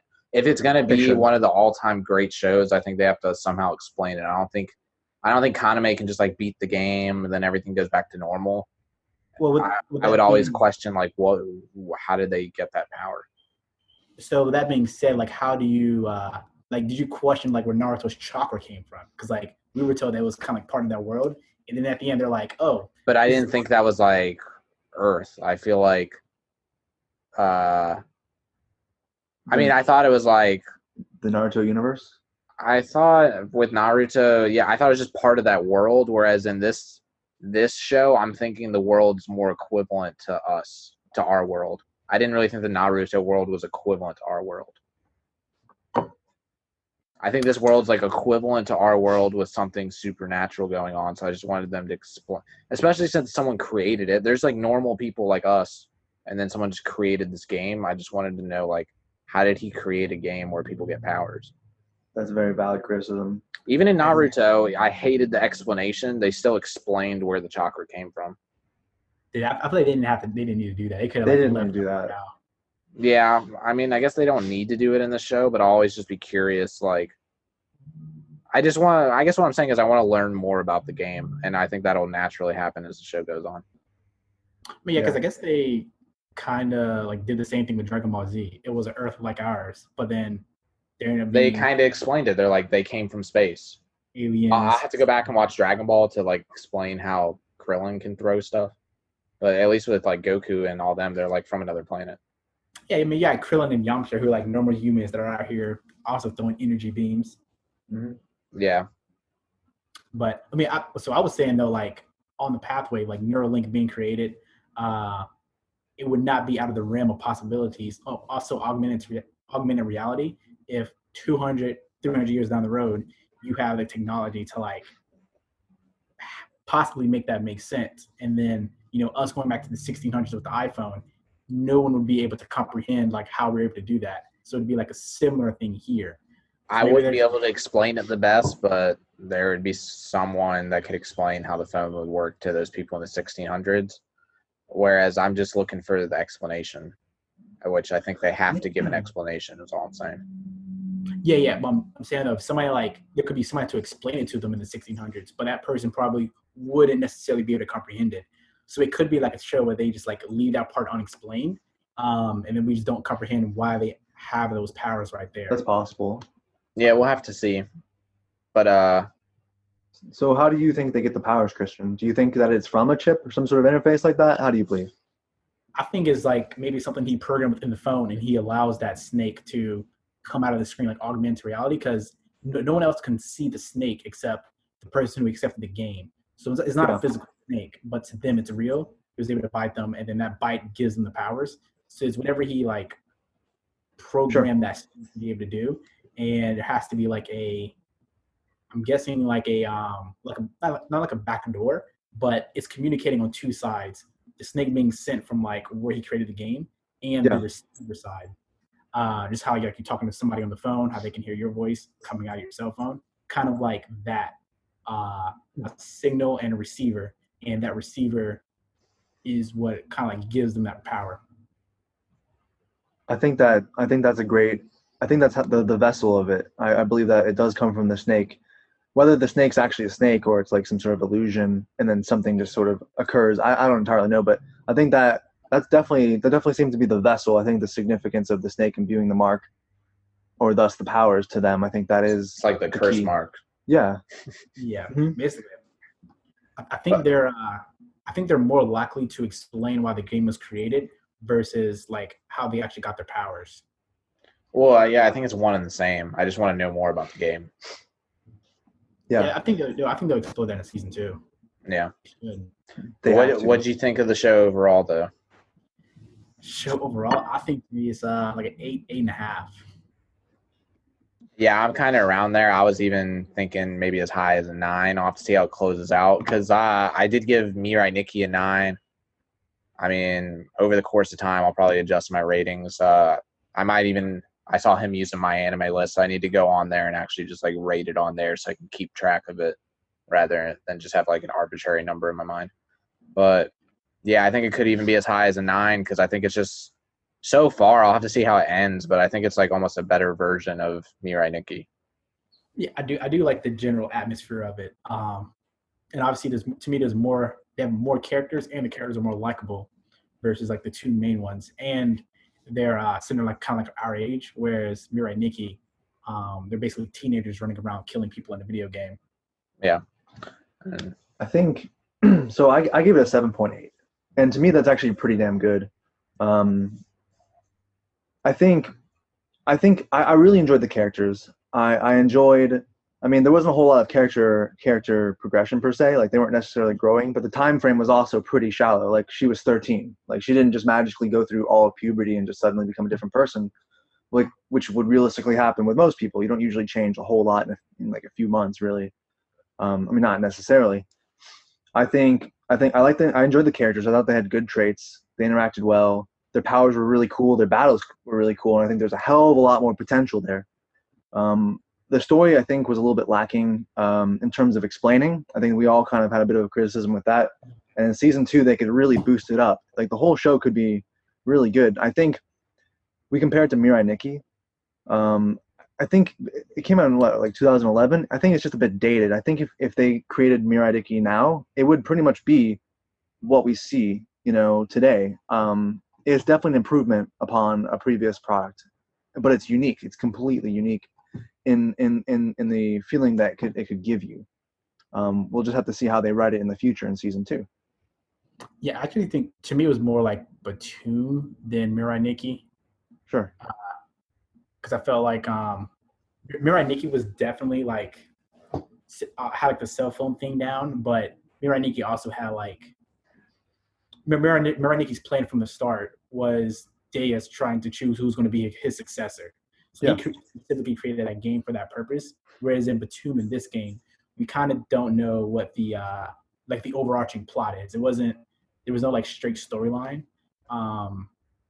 And also I feel like the main characters in both of those were kind of like they were kind of like doing what they needed to do, kind of like to get the job done, but they weren't necessarily like the best or the strongest player as soon as they got into the game. Whereas like Yuki, he was like weak throughout the entire show. He didn't really know what was going on, and he didn't want to play the game. Word. And then you just want to recap favorite characters, because I don't know if we talked about all the ones we liked, but did we actually say who was the favorite? So my favorite was Rein. Okay. And then oh man, you kind of liked her too, right? Rein and Shuka are like right there for me. Yeah, I'm kind of the same way. I can't really pick between Rein and Shuka just yet, but maybe as the show concludes, I'll be able to pick one. But I mean, Rein's badass in her own right. I like how she is like the master of all the intel. Apparently, after the time skip is 5 years, so. Oh, okay. Yeah, maybe as an adult she'll be legal then. She'll be 18. Wait. Yeah. All right. Well, I mean, what was your favorite character? Oh, you said you guys can choose between those? I feel like Andrew's more so leaning towards Rein, and then I honestly can't decide. I'm probably leaning more towards Shuka, but if there's a 5-year time skip, I'll have to see what Rein's looking like in the future. What about third favorite character? Mine's Shuka. Yeah, because you like Kaname more than Shuka. Shit. Kaname would be third for me. I don't know. I thought Wang was a cool villain. I don't know if I'd pick him third, but Florist dude was cool. I don't really have a third favorite, honestly. After that, kind of. What about kind of like I was saying in Code Geass? Like Code Geass had a lot of people tied for third. This one, I can't really like decipher once. I know my main two are like Shuka and Rein. After that, like there's other cool characters in the show. I just don't know which one I would pick. Not even Ryuji? Probably just because I honestly think like maybe not necessarily would pick his sigil, but I feel like that would be the one I would be given, and I feel like I wouldn't be too upset with it. I feel like I could work it in my favor, even though it's like not a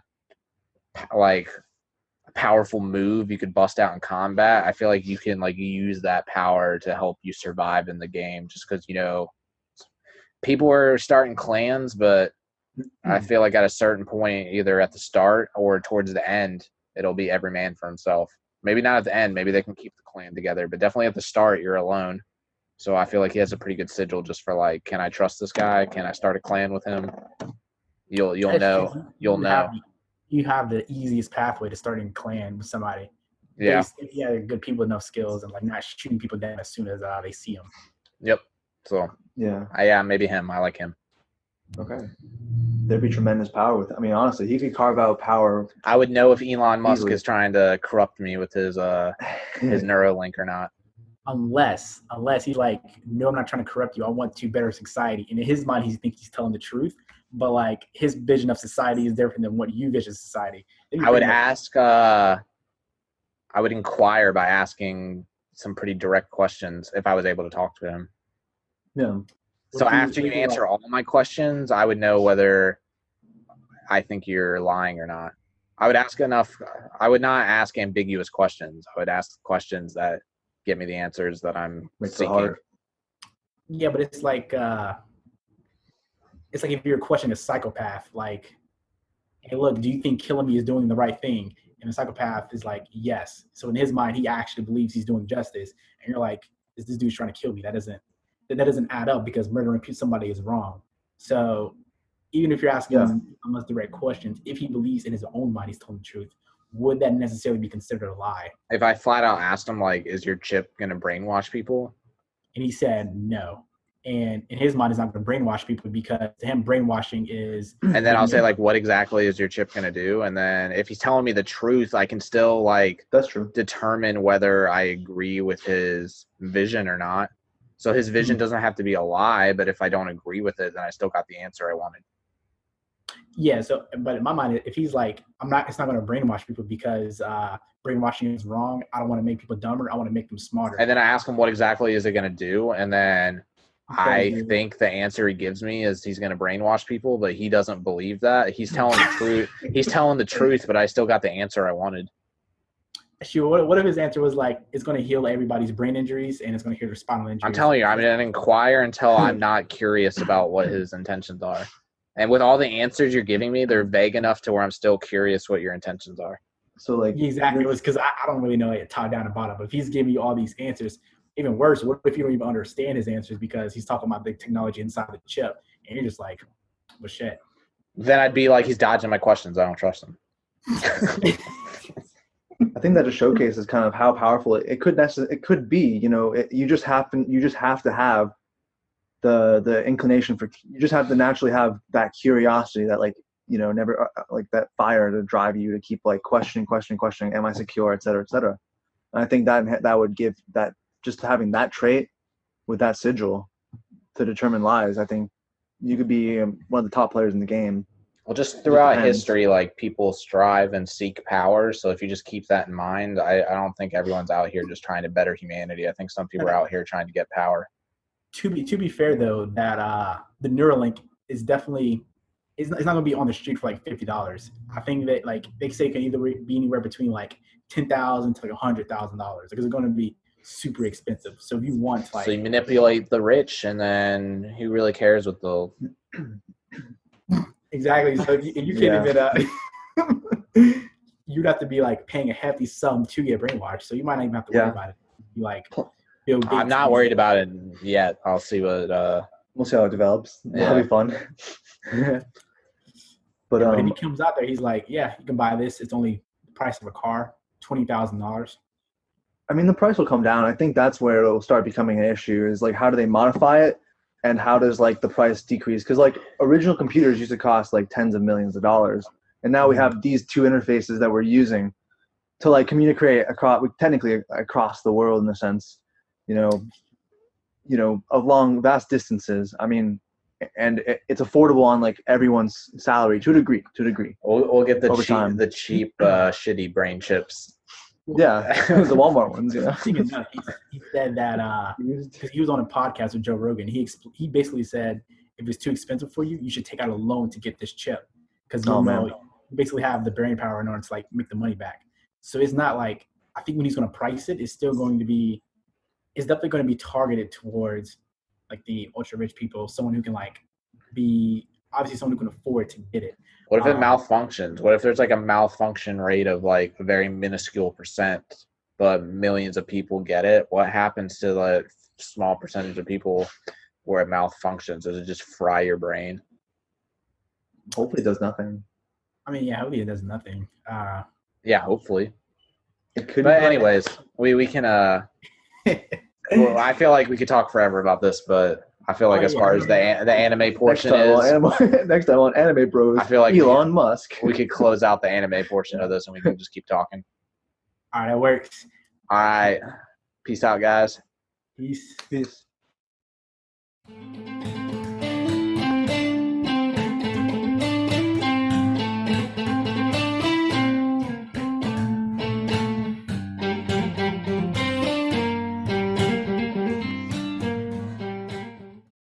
So this is going back to our earlier argument. We were talking about the alpha and beta male.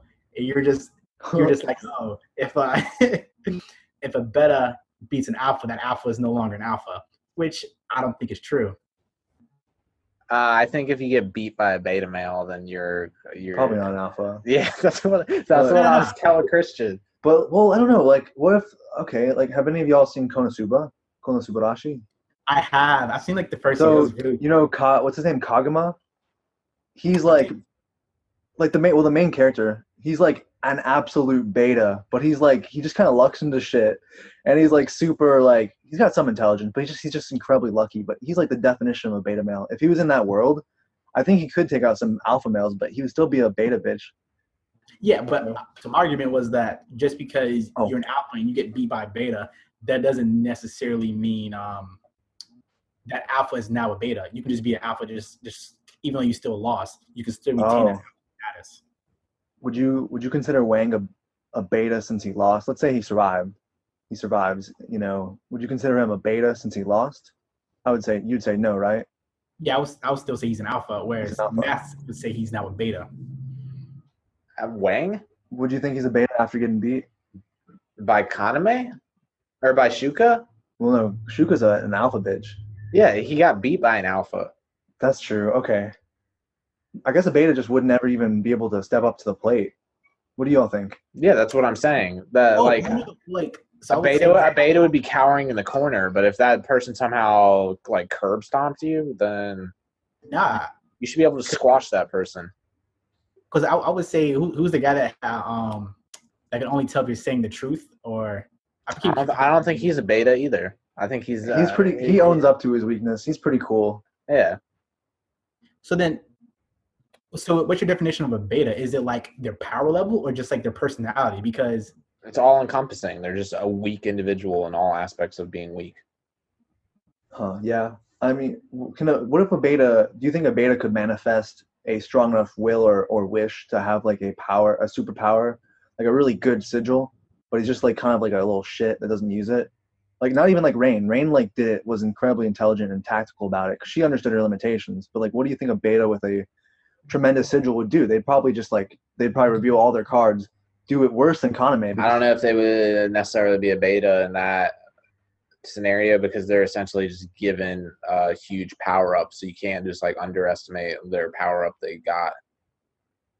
Their mindset's still weak, but they could still destroy some people with their powerful sigil, and that I wouldn't say that the people that got destroyed by a powerful sigil are in turn betas because they got defeated by some awesome power.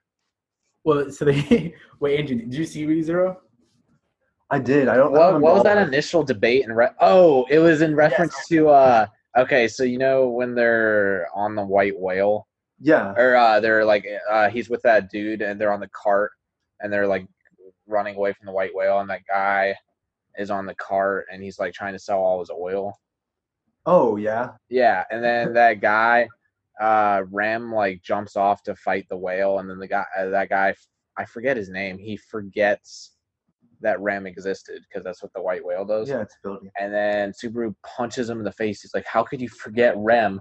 And then the guy like Subaru's like climbing over him, getting pissed. He's like, "How could you forget Rem?" And then with one arm, that guy's just like throws Subaru against the cart, and he's like, "Get off of me!" And I was like, Subaru's kind of like scrubbed because that guy with one arm just like pinned him against the cart, and I was like, that guy's definitely like kind of a beta male. And I was saying, trying to sell all his oil.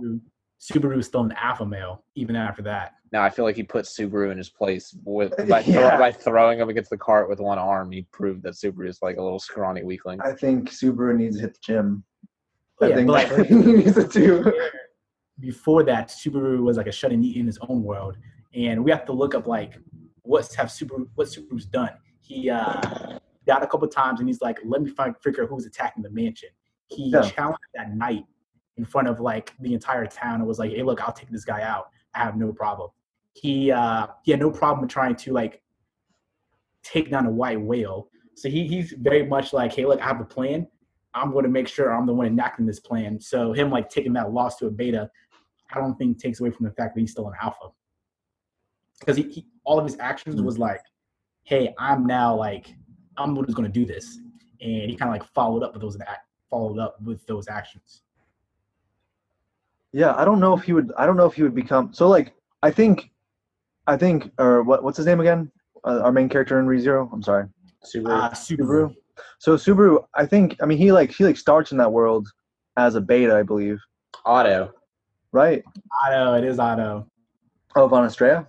Or no, Otto's the traveling merchant trying to sell his oil. Yeah, I think he's got a beta body. I think Subaru's got a beta body, but like I think he started in general just double beta, beta body, beta mentality, and just like he hardened up. He got real hard, just like our boy Danjou, but like through experience. And I think it's through dying. Through dying a lot. Trauma. Well, he has he'd have like a beta body alpha mindset. So to Madeline, I was like, what do you classify as a beta when you have like that sort of alpha mentality? I don't and you know. lost to I think someone it's that has all a bigger body. encompassing. If you're weak, but you have like the mentality of like if you have like a Shikamaru type, like okay, Rein, she's obviously like a weak little girl, but I would say she's like an alpha because she's like running this shit behind the scenes, like underground information Yes. broker, has all the intel. She's still dropping But people now, too. if she went up against that florist and like that florist like tossed her aside and beat her up, would you now call her a beta? No, I would not. But what moves is Otto making to make you think that he's like strong? That florist dude is strong. Rein's not getting beat up by weaklings. That's my point. I'm saying if like the weakest of the weak like pins you down and tells you like, "Hey, shut up! I'm driving this cart right now. You sit there and don't touch me again." Oh no! Look, And then he pushes Subaru off the cart. He's like, "Please just die to this whale." Oh He yeah. pretty much like does whatever he wants with Subaru, and he's not that much bigger. All right, what about Sui, the 11-year-old girl? She's the example of she has like a badass sigil, and you can't underestimate that. So I would not say that she's a beta either.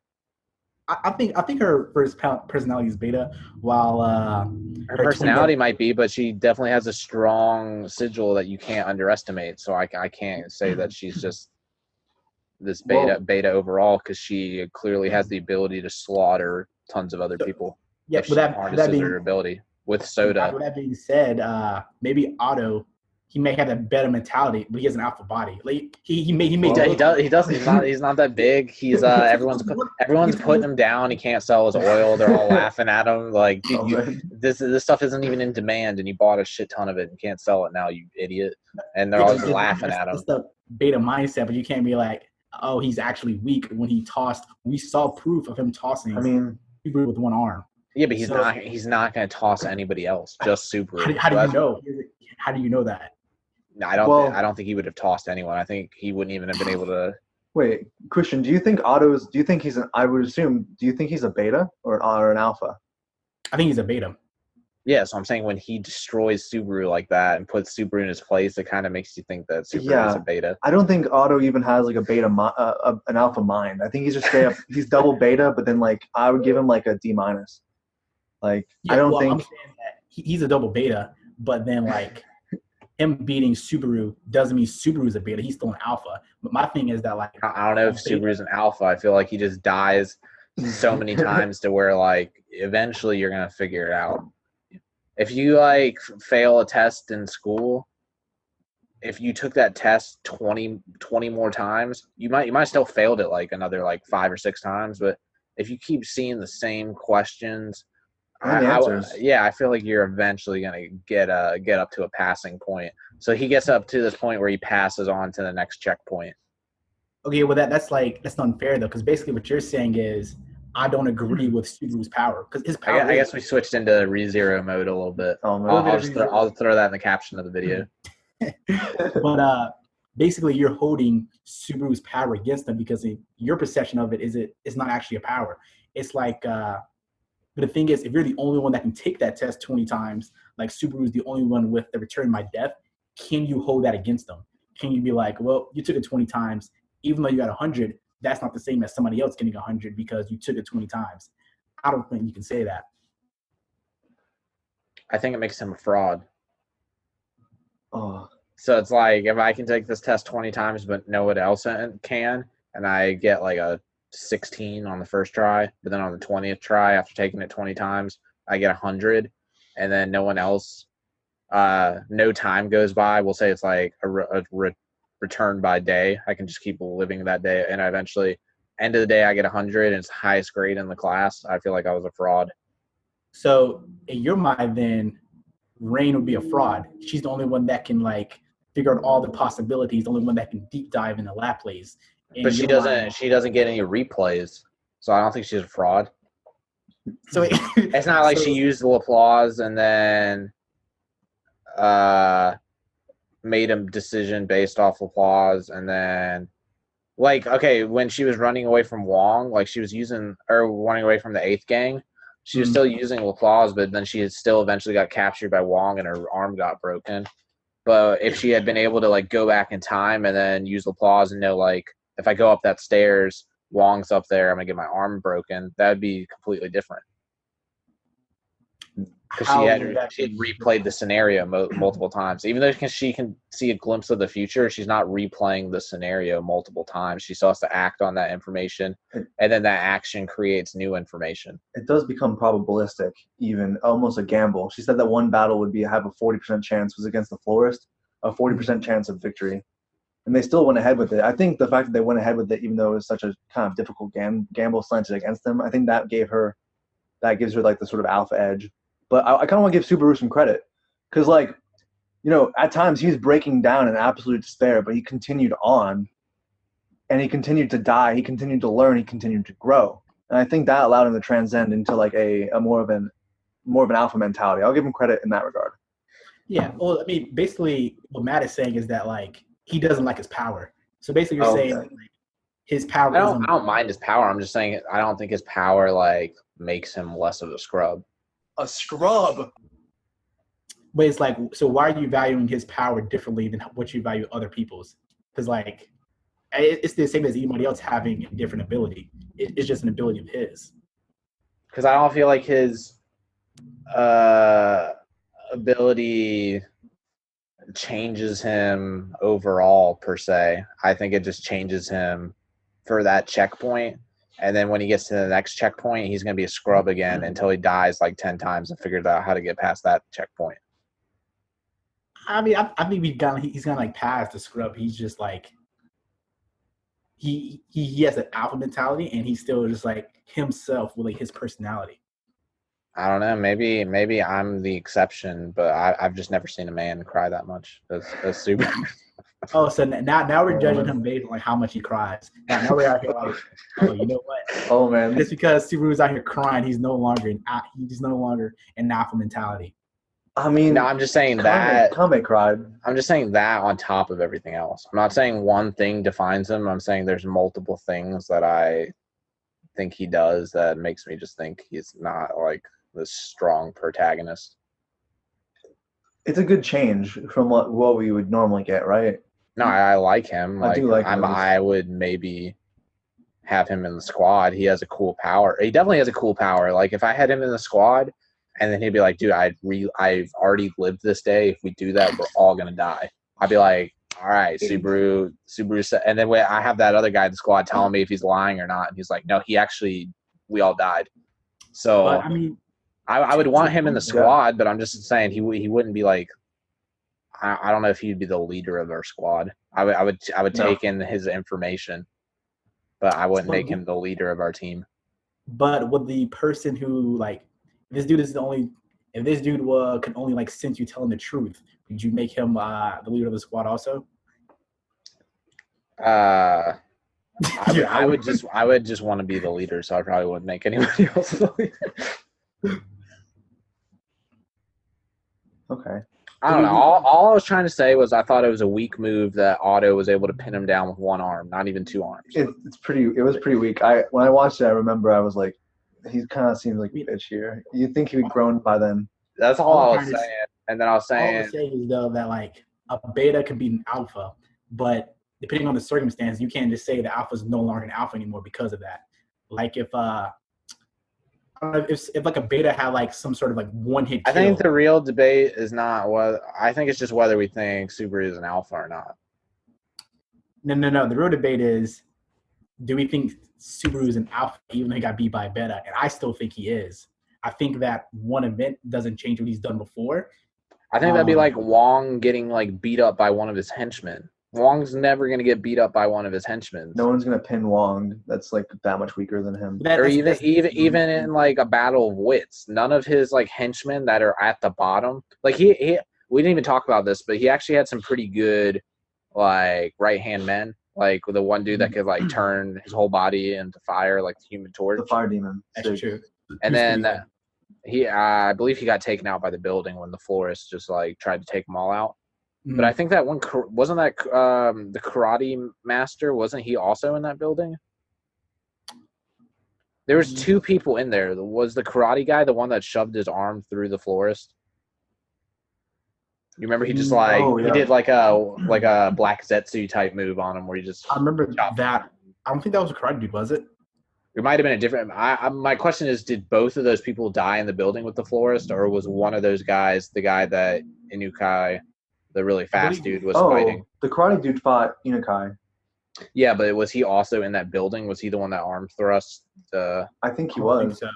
Or I Was think he he? was in the building. Or no, because that guy could fly. Remember, he like flew up to the top floor. Yeah, he So that jumped guy- off the building. So that was a different guy. Yeah, because I'm pretty sure he was evil too. The karate master dude that was fighting Inukai, whatever that henchman was, which he was kind of funny. Me and Andrew were laughing because he accidentally killed someone in a tournament, and then maybe Andrew can speak on it, but the profound what Wong said to him to like alter his life. Oh yeah, he felt the guilt because he killed a competitor and the teammate. Remember that? Yeah. Like the parents shamed him and like he was looked down upon. And then Wang's just like, oh, you could just use death to dilute death. Just kill more, and it makes it less significant. We're just like, what the fuck? And he's just like, yeah, I was like, yo, he had like a light bulb moment. But Like, that's it. That's how I'm gonna get over it. I'm gonna kill more people. That's a good example that someone that has a beta mindset but an alpha body. Because he was obviously stronger than the people he was facing. He just had a weak mindset to like be manipulated that easily. That's why he's not at the top. So let's say that guy had a strong mindset, and then Rein beats him up in a karate fight. I would start to question how strong that guy actually is at karate. But switch that around with Rein having an alpha mindset, a beta body. What if that guy pummels Rein to a pulp? In your mind, Rein will now be a beta because that guy was still good at karate. If that guy take that same guy, but he has no karate skills at all. He's never participated in any martial arts ever, and he has a weak mindset. So pretty much he has no attack skills and he has no intellect skills. And he is able to somehow like corner Rein and capture her. I'd be like, how did Rein get captured? This guy's not. You would say the same thing. You'd be like, how did Rein get captured? This guy's not even smart and not even strong. How did he subdue someone who's like one of the smartest characters in the show? Exactly, but in my mind, Rein will still be an alpha. That wouldn't change overall what I think of her. I would start to either question Rein or I would question the writer of the show for putting her in that situation, because she should never get captured by someone who's not strong and not smart. I think it was fitting that Subaru got pinned by Otto. Like it's just kind of how he is. He isn't very strong, and like wait. But okay, like perfect situation. Instead of Subaru, let's put Rein in that carriage. Rein says something stupid. This guy's like, "What the fuck?" Grabs her, throws her to the back of the cabinet. In your mind, she's now a beta because she got tossed by the guy in the carriage. Unless you're saying that she can't be caught by surprise. I think she'd be smart enough to tongue lash Otto, be like, "Get your hands off me and know your place." And I feel like he would. I feel like he would know his place. Oh man! But she's already been tossed. So she got grabbed by the shirt. He tossed her to the back of the carriage because he didn't like what she said. She'd be like, "Why am I even so close to this guy?" Like she would never put herself in a position where this guy would dominate her. If She would see Otto for what he's worth. She would she wouldn't. I don't know if she would lash out and be punching him in the face. She'd probably just jump up. Or if she did punch him in the face, I actually think she would have a better I think she would have a better outcome than Subaru if she did the exact actions. I feel like she would actually end up making Otto think about what's going on. I don't think he would be confused. He would be like, "Damn, like I said something insensitive." No. I think if they were talking and then this dude all of a sudden decided to toss her to the back of the carriage and she got tossed, I think that's a very likely scenario. I think she'd be a beta if she got tossed by Otto. if we're talking about Otto, I'm just saying, if we're talking about Otto and Rein, and Otto somehow tossed Rein, she would be a beta because like that just ain't right. She got dominated by. Yeah, man. I might have to. She wouldn't be getting dominated by Otto. She would be Otto. She's like a super alpha. I think she would still be an alpha after that. And she's also 13. I bet if she was full grown, she would be more like that one princess that kicked Subaru for trying to lick her foot. Wait, I don't remember this. What happened? The girl that had never had an unpeeled apple before. Oh, Amelia. No. She was like her knight was always walking around shirtless. Oh, okay. He licked her feet. There was He was about there was like 4 princess, and she was like maybe one of the most arrogant ones. Oh, okay. She had like She a was red like, if dress you want on me to and a save band. Amelia, lick my feet. She went in that alleyway, and then Subaru went to save her, and then it was like those same thugs that he was fighting at the very first episode. And then she's like, I didn't need your help saving me. Yeah, like Subaru, the man in that situation, she's like, I can take on these thugs by myself, and those thugs actually killed him at one point. Yeah, you know what? And she got like she has an alpha mindset and a beta body. But you're telling me that if I just think Subaru's beta. I think you're telling me if my dude Otto just grabbed that princess and tossed her, right? No, I think that princess would have dominated Otto as well. Would she? She was talking big game, but we don't actually know if she has like. She kicked Subaru in the face. Yeah, because Subaru was about Subaru to got dominated. Kicked him across the room. The other knight had to come in and like, what's going on here? The door's dented now because he was about to lick her foot. That's a different. Like he was in a situation where he couldn't really defend himself. Is an alpha gonna be licking her foot? I mean, if he was the one he loved, like he was like, oh, I have to do whatever I can to save Amelia. His mindset is like, save Amelia. This is what I have to do. I'm going to do anything for that. I think that's the definition of an alpha. Someone wanted to do anything they can do in order to protect the ones they love. And he loved Amelia. He could have been like, I'll give you something better. And then he could have like kissed her instead of licking her foot or something. But instead he like got on all fours and was ready to lick her foot. He's about to like mouth her toe, dude. Like straight up. Which actually I can't remember. I think I might have said I would have done that when we were doing that episode. Would you have? I don't remember. If it was gonna lead to some ultimate goal that would make that moment insignificant in the long run. Wait, but like no, let's like branch this over in basketball though. Say a basketball player dunked over LeBron James. Is LeBron James now a beta because he got dunked on by a point guard? Oh, I think I saw a video of Jason Tatum doing that. Oh, Jason Tatum, yeah. Jason Tatum did that. And so he's nasty. Is he now a beta because he got dunked on by somebody who was smaller and weaker than him? No, because he's going to return the favor. Like, Subaru's not returning the favor. He gets pinned against the cart and then later on gets pushed out of the cart. Whereas LeBron gets dunked on, I don't believe he's getting dunked on a second time. I mean, there's actually a video of him getting dunked on by Jaylen Brown twice in a game. And he didn't get him back. But then he flexes on him with a ring. What's Subaru flexing with? Being able to return to life. What do you mean? The ultimate flex. Like that didn't even happen because he died, came back. But he knows it happened, and the audience knows it happened. I mean, the audience knows LeBron also got dunked on. And Otto might not remember it happening, but he probably could do it again. He could do it again, but I don't think people are going to remember LeBron really getting dunked on a whole lot when they think about his career. But if you think about Subaru, you're going to think Otto strong-armed his ass and was about to have his way with his body. If someone didn't or if he didn't die. People remember LeBron losing to the Mavs in 2011. That's always going to be synonymous with his career. Like LeBron should have stepped up. But then he returned the favor by getting the next 2 rings. Yeah, but everybody's going to be like, but whereas Subaru just goes off and dies some more. Would you think LeBron James is a beta mind or an alpha mind? See, most people would say he's a beta mind because their alpha to them is that Michael Jordan, Kobe Bryant mindset. Like having that kid is what makes them alpha. So I think the general populace will look at LeBron and be like, oh, he doesn't have that alpha mindset. I think he does, but according to Matt, he wouldn't, based on his how he likes to characterize things.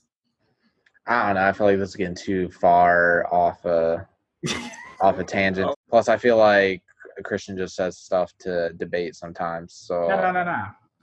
All right. So if we had to have a scale like 1 to 10, can we relate it back to Darwin's Game somehow? Yes, this is about related back to Darwin's Game. Wonderful. On a scale of 1 to 10, like for alpha mind to beta mind, and then physical 1 to 10 alpha to beta. Can we do a 3-point scale? Yeah. I think it should be at least 1 through 5.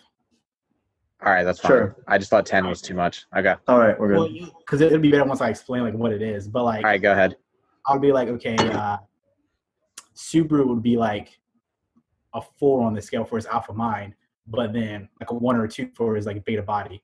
You think he's a 4? I gotta give him a Yeah, 3. that's what I said. Like, if you did 1 through 10, I can be like 6, and it'll be like, okay, he's on the. You think he's a 6 on a 10? What do you mean? Yeah. Well, I mean, he is with If Amelia. 1 through 5 is beta, and 6 through 10 is alpha. He's at the bottom of the alpha mindset. Like, He's like a 3 on a 10. So like maybe like a 1.5 on a 5. What the fuck? You see, no. What do you mean? This dude I literally don't. like. I think that if I could relive the same moment 10 times, I would eventually figure it out. And I don't think that makes me smart for failing it 9 times and figuring it out on the 10th time. I mean, but that argument isn't like whether that makes you smart. It's like how much of an alpha he is. So you can be like, I think if he's an alpha, he would have just run through that shit on his first attempt. then he would be a 10 out of 10. Not whereas I'm putting him at a 6 out of 10. I feel like a 6 out of 10, you're getting it like on the 3rd try. No, like so, but you're correlating tries. Maybe he does usually get it on the 3rd try though. Yeah, he does. But he has to get on the 3rd try every try. I feel like 6 out of 10, you like get on a 3rd try one time, then you just bust through like perfect run on the next checkpoint. Then maybe you like have a hiccup, you die, you get it on 2 tries. Not because like he literally like takes him like 3, 4, 5 attempts every single checkpoint. but you're like correlating tries to like the mindset, whereas like I'm correlating tries. I feel like you can correlate the two. Like the mindset, you have you better intellect, alpha mindset, you get it done first try, maybe second try. I don't know about that. I feel like it can be a variable, but like when he was fighting the knight, he even said he was dumb for even like we were talking about if we were in that show that we wouldn't have been just following Amelia around the whole time. I feel like he loses points just for like it's a big open world. You can do a lot of fun stuff other than just licking feet.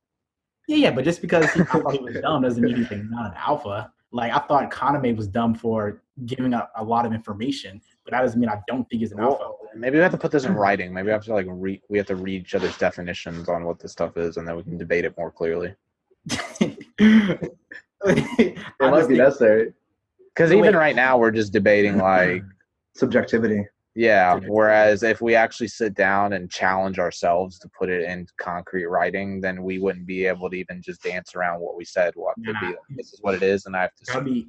How about? Whereas our argument right now, I feel like is like ever changing, and we now we're bringing it back to the core though, and I'm saying that like. I think at the core, Subaru is weak. Yes. I think at the core, yes. Subaru is like beta body. I think he's strong. Over the course of the show, he like figures out his. Or you can do high low. Like he's down here. He's weak. I think he's medium high. Over the course of the show, he like obviously learned. He learned how to use his ability. He learned how to negotiate. And then who's the weakest character? And just anything. Is it Yuki? Yuki's bottom of the barrel. Yeah, Yuki's bottom of the barrel. Is it I was about to say Choji, but I guess he does get like giant in Naruto and start like he grows butterfly wings somehow. Yes, and like, he was like beta for most of the show. Huh? He was like beta for most of the show. Yeah, so but I was trying to think of like the weakest person in any show. Yamcha? Yamcha gets kind of Yamcha Chaozu. Yamcha, he was like, hey, look, I don't have no powers, but I'm literally going to stand up to aliens and then try to save the Earth. Yamcha, like, he wasn't the most powerful, but he was like, fuck it, I'm going out there. I want to take that soundbite of Yamcha gets much respect. Yamcha gets much. I think he needs to know when to quit. So you're telling me? I feel like there's wisdom in that too. Is that what you're saying? You think Yamcha's ever gonna be anyone that they introduce going forward in Dragon Ball? Yeah, I think he's a core part of that. Like it's like Krillin. Like my dude Krillin's cool. Krillin's cool. He bangs androids. Android 17, but he's clearly a beta. 18. Like, Android 18. Yeah, he don't swing that way. You got Android 18. Oh, kill me. But yeah. Like, even before that, he was getting Marin, that blue-haired chick or something. What's up? He got like this blue-haired sort of like model chick of sorts. What's the word? You got like a blue-haired gold digger that he was. I kind of remember that. But Yeah, Krillin was always pulling whatever. either way, this dude was getting killed left and right, and he had no problem being brought back to life to go out there and face. He had the Destructo disc though. That like attack, you could, even though it never hit anyone, it could split anyone in half. I feel like it could, but like Cell and Frieza were like blasting that away like a regular ki blast. No, they weren't. Frieza actually had to dodge it. He was like, "Oh shit!" Like. Everyone dodged. Everyone dodged it. He didn't hit anyone with it, but he actually had like an attack in his arsenal where everyone's like, they like scoffed at it because it was easy to dodge. He's like, "Oh, you thought you were gonna hit me with that?" But if he ever Frieza actually like came close, he's like, "Oh, like shit." What? No, but like I nicked off like part of his tail, even like a micro. Krillin is like, but like Krillin is like superhero. This dude died, came back to life. Oh shit! You need me to fight Frieza? I don't think Krillin's like Subaru, because even in that situation when he died and came back in to life, time was still moving forward. He wasn't reliving the same moment. I think we should relate it to King's Game in this. Like, would Subaru survive in King's Game? We'd have to augment his power. I haven't seen that one. Or I mean, not King's Game. I'm sorry, Darwin's game. Darwin's game. I don't think Subaru would survive. I think he would be like, he'd have a strong power, but I think he'd be like the two friends of Kaname. He'd fight someone who's more crafty, more cunning, who just kind of like, who's just straight up, but I don't want to say they're an alpha, but they're just a stronger character. They have a will to kill and survive, whereas Subaru's just kind of like a wimp ass. With Subaru, he's enduring. That's like pretty much his trait. He just kind of sticks around. My last point on Subaru is I think he is weak intellect and weak strength. I think he is average intellect, maybe a little like below average strength. Like Otto could have caught him by surprise. We don't know exactly how strong Otto is because he didn't have enough screen time. We just know that like he has a beta mindset, so therefore you think that he's weak in the body, which he might actually be strong. But like, even just then, you just gave me average, below average. None of those factors make me think he's like this alpha. Yeah, well, like his alpha mindset, 6 out of 10. 6, 5, and 6 is I guess average. maybe when you factor in his power, it could like overcompensate for his below averageness, but I just don't think it does. Well, to me, someone who has a beta mindset would be like, they would have died like once or twice, and they would have been like, yo, fuck this, I'm out. There's no reason for me to keep on dying. Whereas Subaru Isn't that exactly what you said you would do in that scenario of playing the game? Yeah, exactly. I would be like, fuck it. There's no reason for me to die. So, boom. But Subaru. So, are you calling yourself weak then? Because you just said that's what a weak person would do. Yeah, I have no problem with that. There's no reason for me to die. I wouldn't see you as weak in that. Yeah, I don't think you're weak. So that's why I was trying to get you to change your answer, but you pretty much just said you were dumb. It's all good. I mean, I don't think you're weak, Christian.